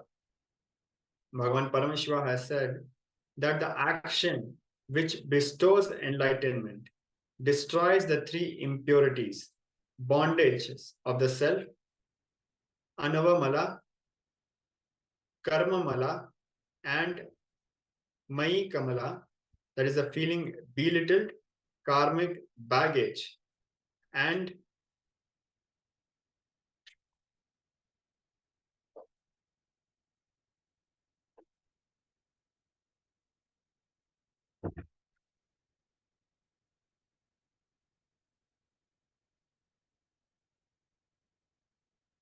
the forgetfulness of one's original state.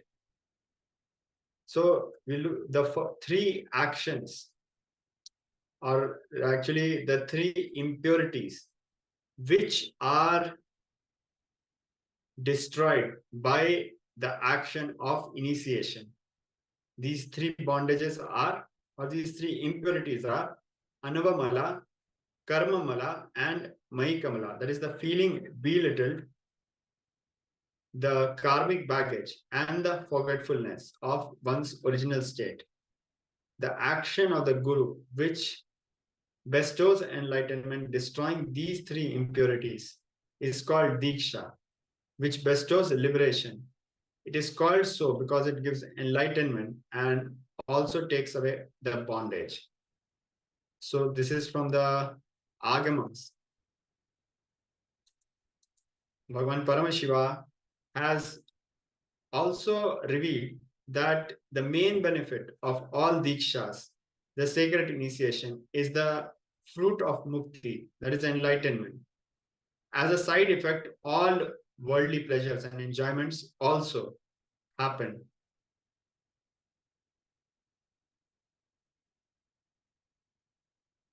In the Kulavarna Tantra, Bhagavan Paramashiva has said that Diksha, done as per scriptural injunctions of Agamas, removes in just one moment lakhs, that is literally 100,000 minor incompletions and 10 million, that is crores, of major incompletions.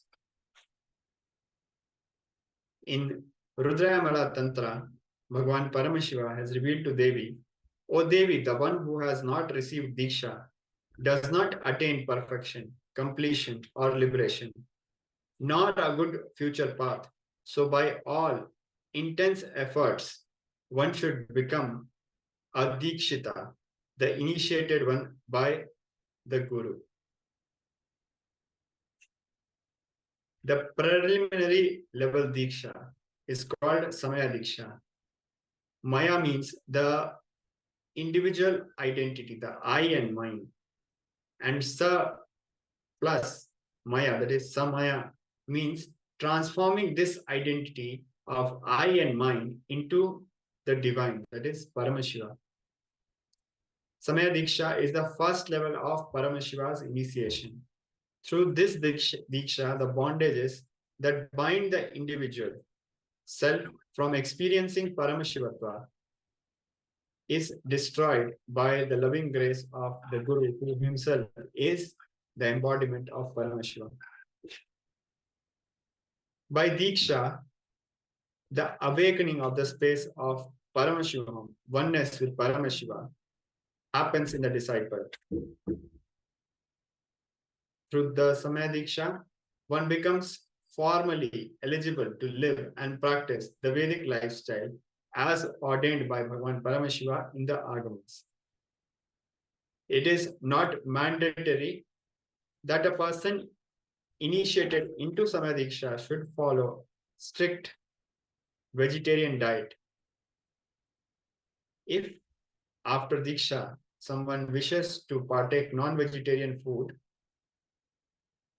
he can do so in your home or in a socially acceptable environment. However, vegetarianism is strict in all Kailasas, temples, and adinams.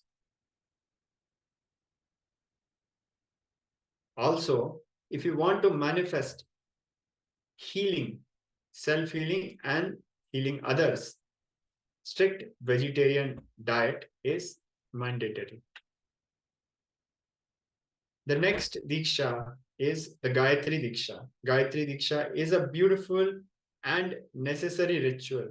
It sets the right context for you to begin your journey with Bhagavan Paramashiva. The initiation is a ritualistic process instructed in the Vedas. It initiates one into a daily recital of the powerful Gayatri Mantra. The Gayatri Mantra initiation is the most auspicious beginning to one's spiritual life. For the world, it brings tremendous healing and possibility for peace and happiness. The more people are practicing, the more the world will become peaceful. For the individual who is initiated in Gayatri Diksha, it establishes the right context of spiritual growth. It establishes the reality of the self. It establishes the reality of the nature of the self. It establishes the reality of cosmic energy and the reality of cosmic energy intelligence. It also establishes the reality that the self is one with the cosmic energy. The power of initiation and the daily recital brings the fulfillment of all desires and the healthy long life. It gives a solid foundation to keep one going on the spiritual path always. In the Agamas, in the Kamika Agama, Bhagavan Paramashiva has instructed that the Guru should initiate the disciple with the sacred thread, that is the Yagnopavita. The Guru should give the sacrificial thread, Yagnopavitam, purified and energized with the recital of the Mula Mantra to the disciple and make him wear it.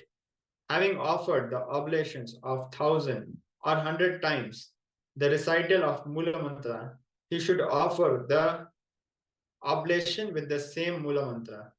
The disciple who has been given the preparatory initiation, that is the Samaya Diksha, in this way becomes qualified to perform the personal worship of Bhagavan Paramashiva, to render assistance for the performance of fire ritual, and he becomes competent for the systematic study of the scriptures, becomes qualified for listening to the recital of mantras. Oh, the sages, such disciple attains the position of the Rudra. So this is from Kamika Agama Uttarapada, chapter 20.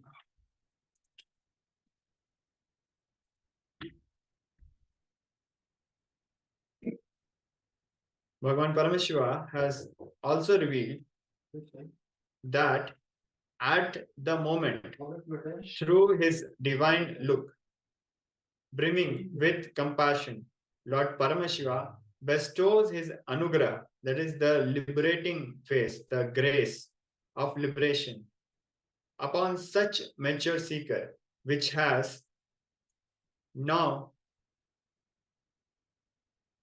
become frightened with the worldly existence. Considering the fitness of the seeker, Bhagavan Paramashiva bestows his anugraha instantly, which seeker, it might be whichever caste or other distinction, Lord Paramashiva purifies that mature seeker through his immediate presence in the form of Guru.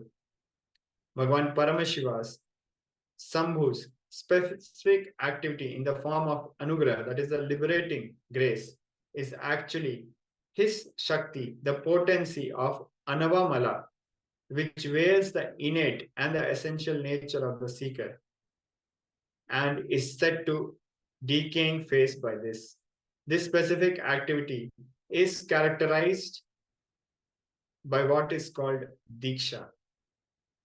So very beautifully, Bhagavan Paramashiva has revealed in the Agamas that without any distinction, without any difference, Bhagavan Paramashiva bestows his anugraha, the liberating grace, and initiates all the disciples. With this initiation, the anavamala, the feeling of belittlement, is destroyed.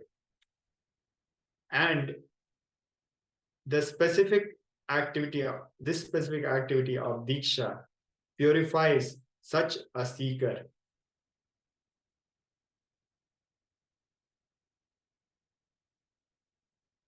Bhagavan Paramashiva has revealed several other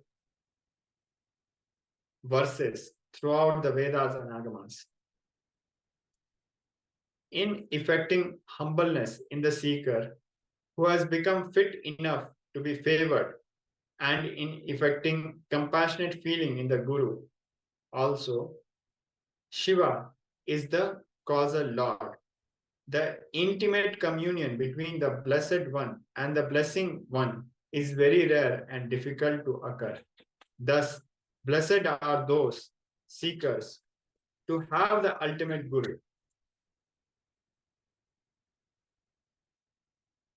It is our fortune that our beloved Guru, Swamiji, the Supreme Pontiff of Hinduism, Bhagavan Shri Nithyananda Parameshwara, has happened in our life. Even amongst the chosen few have the anugraha, the liberating grace, the ultimate grace of Shiva Diksha from the Guru, who is the embodiment of Bhagavan Paramashiva. So with this, I hope all of us have a good glance. We had a good glance of various shastra pramanas, such as in the Kulavana Tantra, the Kamika Agamas, the Mula Agamas, the Vedas, and various Hindu scriptures. Now we'll be looking at what should be done and what should not be done. First, we'll look at what should not be done for us once we are initiated into the Samadesha. The first and foremost thing which should not be done is abusing Lord Paramashiva, the source of the cosmos. It should not be done. There should be no abusive words for Bhagavan Paramashiva or the Vedas and Agamas. There should be no abuse towards Guru who gave Diksha, that is, no abuse of our beloved Guru. There should be no abuse of other disciples, other sadhakas. We should never cross the shadow of a Shivalinga deity. We should eat the food. We should never eat the food, actually. We should never eat the food which is kept aside for the Lord Chandikeshwara, who is the chief accountant of KAILASA. In every temple, Bhagavan Chandikeshwara is present as the chief accountant in the form of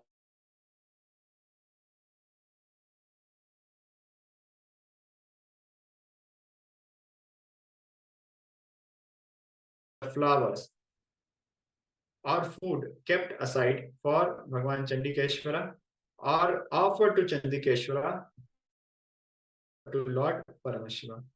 So we should never cross the flowers which are offered to Bhagavan Paramashiva or the food which is kept aside for offering, which is not yet offered to Bhagavan Paramashiva. We should never consume it directly. After we have offered to Bhagavan Paramashiva, we can receive it as prasadam, but not before. Now the things are what we should do after receiving the Diksha. The initial should, till the end of the life, worship Guru, Paramashiva, and the Shivagni, the sacred fire in which Paramashiva is invoked. The initiated disciple should apply bhasma, that is vibhuti, the sacred ash, on his body and wear rudraksha gifted by the Guru, the beloved Guru, Swamiji, the Supreme Pontiff of Hinduism. And the rudraksha should be worn on the throat, such that the rudraksha touches the throat center all the time, giving the effect of the constant ajapa japa, the constant chanting of the Mula Mantra happening through the rudraksha touching the throat.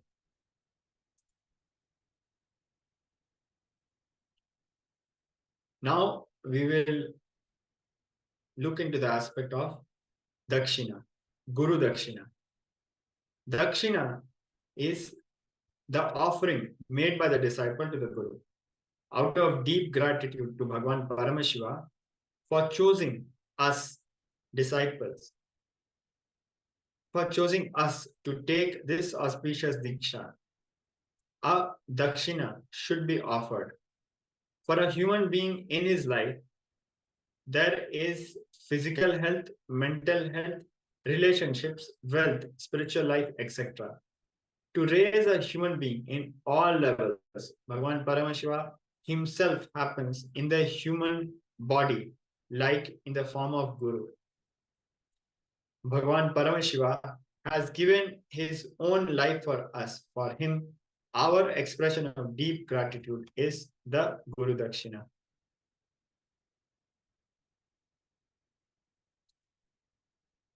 Whatever the Dakshina we are offering to him, he blesses us in return with multiple services. This is the offering that we are giving to ourselves, actually. Because when we offer the Guru Dakshina, the benefits which we receive are millionfold. So more than an offering being to the Guru, it is an offering to ourselves. In the Srimad Kamika Agama, Bhagavan Paramashiva reveals what are all the various items that can be offered to the Guru as Dakshina. This has been revealed in the Kamika Agamas, the verses 262 to 265. And the translation is, at the end, the chief sponsorer, the Yajjaman, should worship the chief Acharya, the Guru, and honor him with new cloth, gold ring, and other worldly materials used in the yajna, in the fire ritual, such as golden cloth, and others should be dedicated to the Acharya.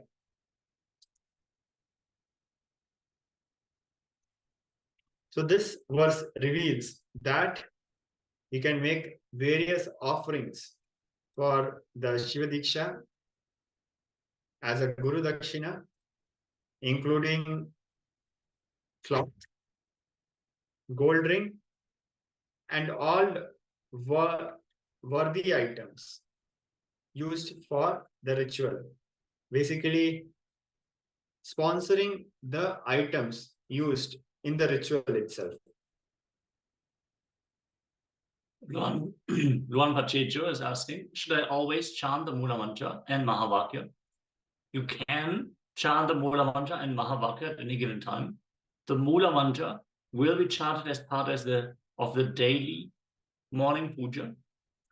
And if you receive the Shiva Diksha, you will also receive the energized Rudraksha Mala, the Kanta Mala, which will hold the Shiva Mula Mantra in your throat at any given time. So you don't actually have to repeat it. It will be constantly going on in your inner space.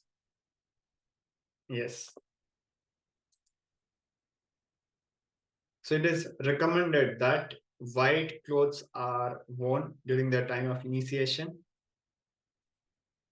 And it is in fact mentioned in the Uttarapada chapter 20 in the verse 53, which says, at the time of initiation, the initiate should wear a white dress. Paramashiva's direct instruction is to wear white for Diksha. The verse reads that they have fulfilled all essential duties of the morning, such as taking bath and others, and have completed the daily duties. They are attired in white dress and are wearing the white upper garment. Shita Vastra, as it is described in the Uttarapada chapter 20 of Kamika Agama.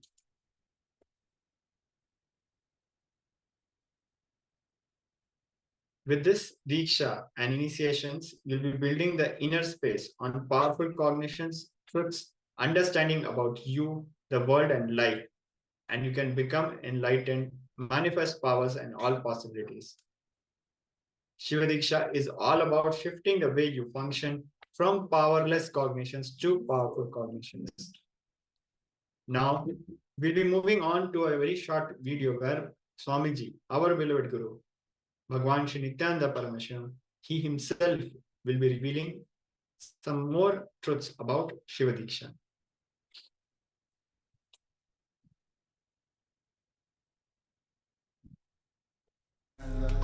Paramashivoham Om Nithyananda Paramashivoham Om Nithyananda Paramashivoham Om Nithyananda Paramashivoham Nithyananda Paramashivoham Om Nithyananda Paramashivoham Om Nithyananda Paramashivoham Om Nithyananda Paramashivoham Om Nithyananda Paramashivoham Om Nithyananda Paramashivoham Om Nithyananda Paramashivoham Nithyananda Paramashivoham Om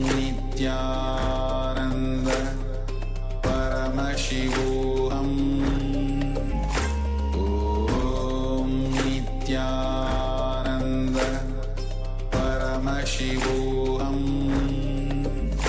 Om Nithyananda Paramashivoham Om Nithyananda Paramashivoham Om Nithyananda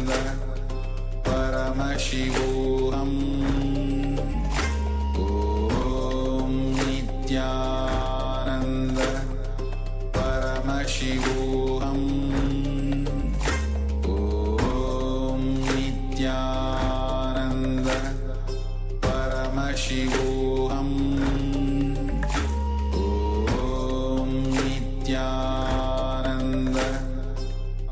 Nithyananda Paramashivoham Om Nithyananda Paramashivoham Om Nithyananda Paramashivoham Om Nithyananda Paramashivoham Om Nithyananda Paramashivoham Om Nithyananda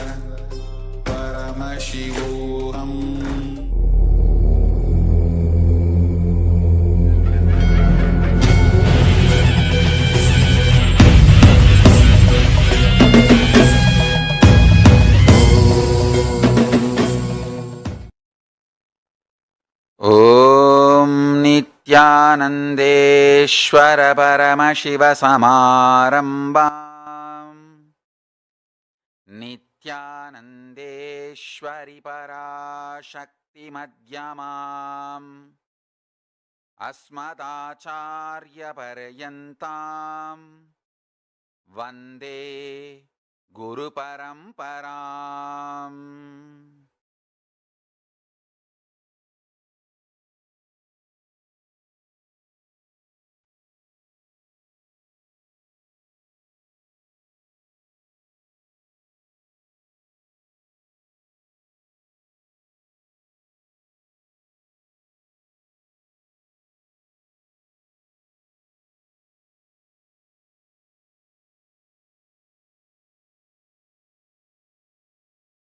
I welcome all the devotees, disciples, visitors, viewers, Sarvanyapita Yajamans, Kartas, Srimahans, Mahans, Kotaris, Tanedar, Kayakalpa Yoga participants, Nithyananda Yogam participants, Nithyananda Hindu University students, KAILASA Hindu University students, Nithyananda E-Gurukul students, and Atma Linga Mandala process participants who are here for receiving Vishesha Diksha, Samaya Diksha, and to attend the Atma Linga Mandala process all over the world in more than 170 campuses in 100 countries, literally all continents and time zones. I welcome all of you with my love and respects.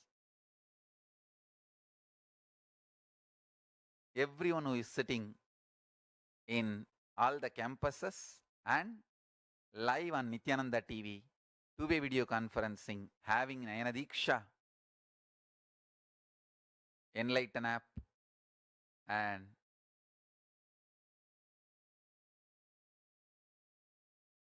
Hinduism Now TV, Twitter, through every way, I welcome every one of you with my love and respects.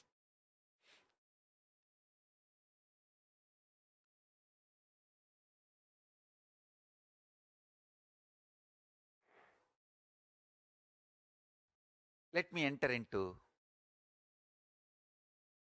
Shiva Diksha.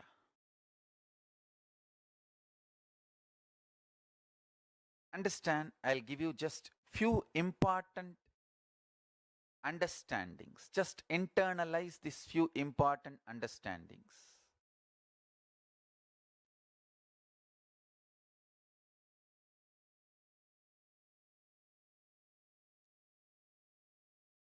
Our inner software, you call it mind, you call it intelligence, you call it any name you use.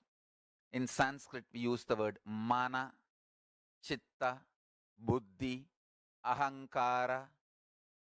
All these words put together, I call it as inner software. Please understand. The inner software you carry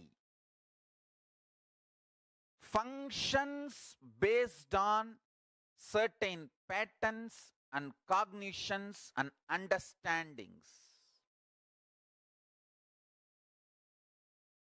That inner software can be binding you, torturing you, harassing you, abusing you more and more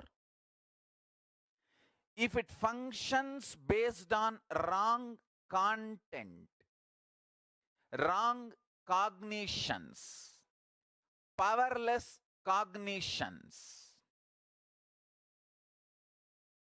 abusive cognitions.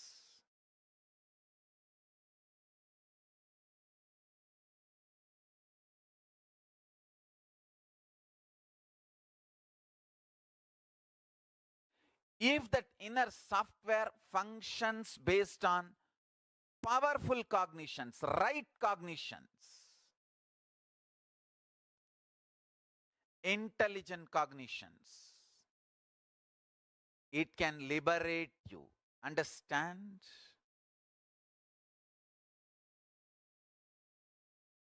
The inner software you are carrying,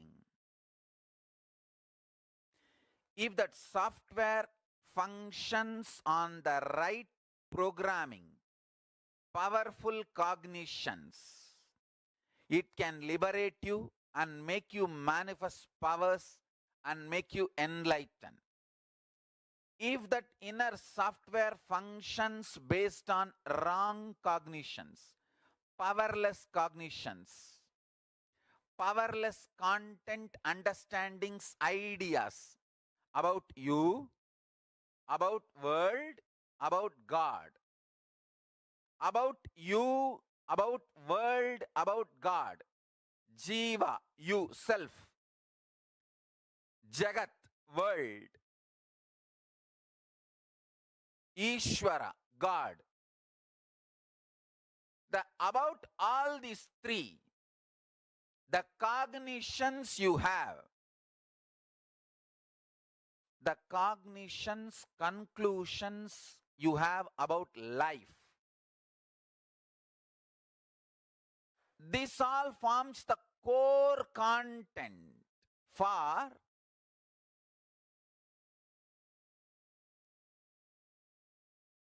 your inner space.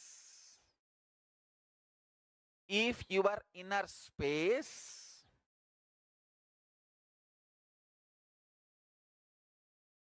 functions out of powerless thought currents, ideas, cognitions, it can suffocate you, it can torture you, it can destroy you, it can make you powerless, it can do anything.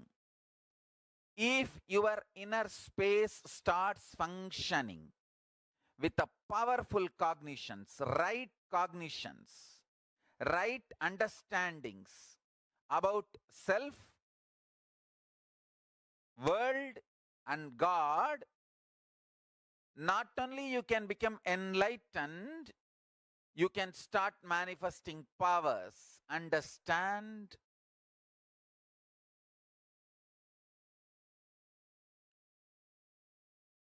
Shiva Diksha is all about shifting the way you function from powerless cognitions to powerful cognitions. That's all. Shiva Diksha is the way to shift you from functioning from powerless cognition space to powerful cognition space. Listen carefully. Understand life. Listen carefully and understand life.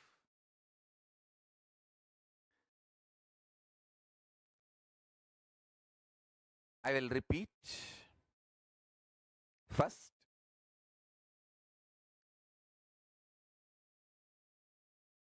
your inner space is like a software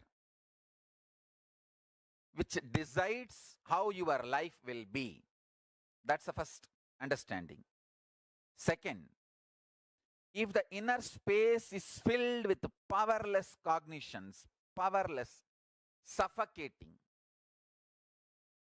wrong ideas about yourself, about your world, about God, it can be more and more suffocating, making your life difficult. And if you can start building the content of your inner space, powerful, start functioning from powerful cognitions, truths, understandings about you, world, and life, you can become enlightened, manifest powers and all possibilities. Now listen carefully. The good news I have is your inner space can be beautifully reprogrammed. It can be reprogrammed with powerful cognitions. It can be reprogrammed for enlightenment.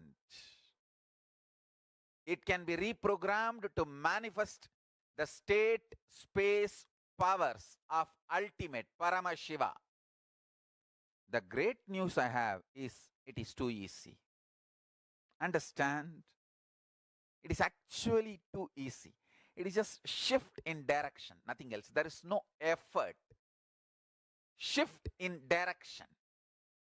Shift in the direction you think, you perceive, you understand.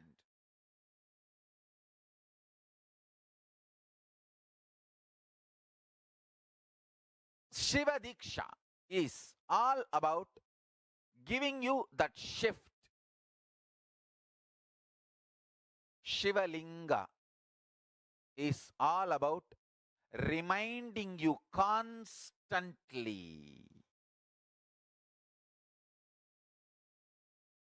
that shift and making you start living, manifesting that shift, enjoying, entertaining that shift inside you.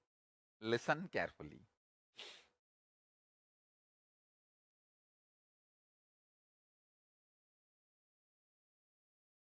Atma Linga is to remind your Atma is Linga.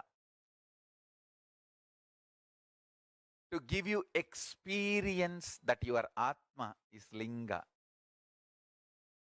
Linga means the pure form of Paramashiva. The formless form of Paramashiva is Linga. Shiva Linga. Listen carefully. Now, I'll give you these basic few understandings.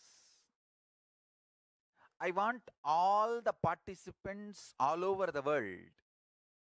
I think it is one of the largest program, online program.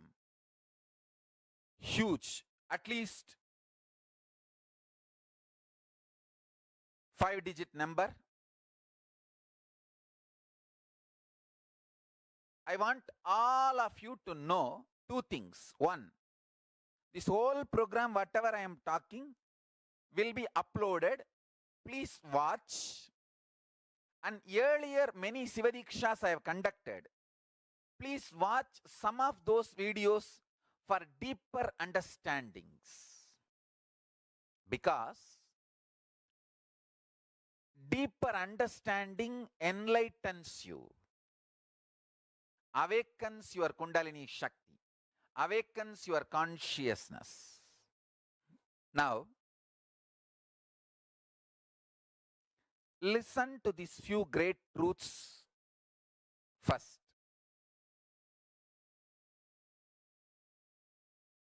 Paramashiva does the 5 actions: creation, manifestation, srishti, sustenance, maintenance, sthiti in Sanskrit, samhara means rejuvenation, destruction, throbhava means pulling out of delusion, anugraha means liberation, enlightening. I will repeat. Srishti, creation, manifestation, sthiti, maintenance, sustenance, samhara, rejuvenation,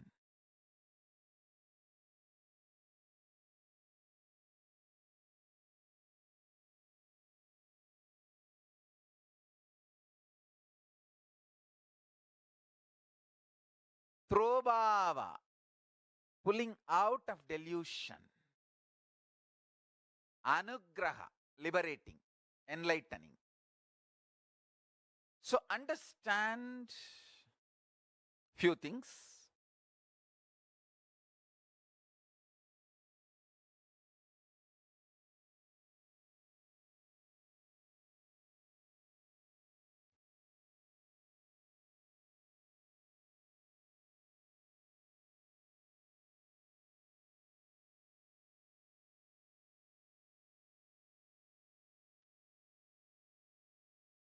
Listen carefully. Paramashiva does this 5 action: creation, maintenance, rejuvenation, pulling out of delusion, and liberation.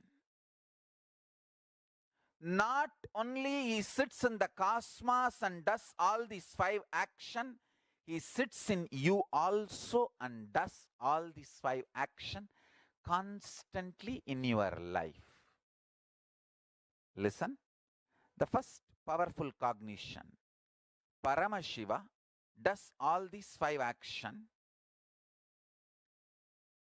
and same Paramashiva not only is sitting in the cosmos and doing this 5 action, he is sitting inside you and doing this 5 action. The core content of your inner space is Paramashivoham. You are Paramashiva. Listen carefully.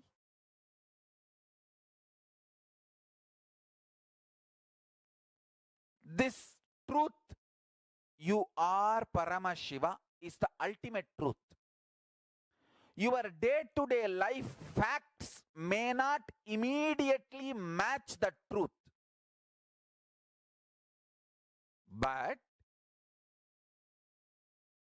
if you just sit and start digesting this truth, you will see the day-to-day facts and the ultimate truth both matches. When you realize day-to-day facts, ultimate truth matches, it is called enlightenment. When you realize, wake up, yes, the day-to-day facts and the ultimate truth is matching. That is called enlightenment. Listen carefully. The ultimate truth I am telling you now, you are Paramashiva. And your day-to-day facts immediately don't match. No. There are too many conflicts, confusions. How can I be Paramashiva? But if you sit and understand, if you bring love in your life, love, deep love for everything happening, you will realize 2 things. Everything is auspicious. Paramashiva, Sada Shiva. Sada means everything. Shiva means auspicious. Understand? Whatever me and the Sangha is going through, in this moment I am uttering this truth. Not only this is truth, this is fact. Nothing falls apart. Everything falls in place. Nothing falls apart. Everything falls in place. Understand this great.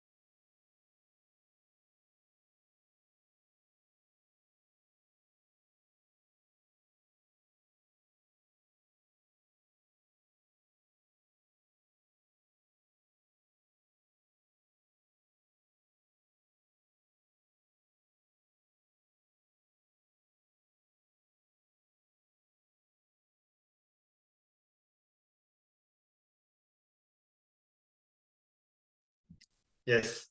So now we'll be moving on to the different aspects of receiving the Shiva Diksha. So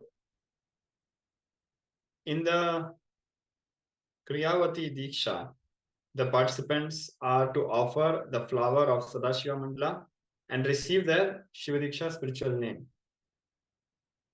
Blessed on depending on which direction it falls, whether it falls on Ishanya or Vamadeva. Yes, we're going to project the Sadashiva Mandala on screen so you guys can have the reference.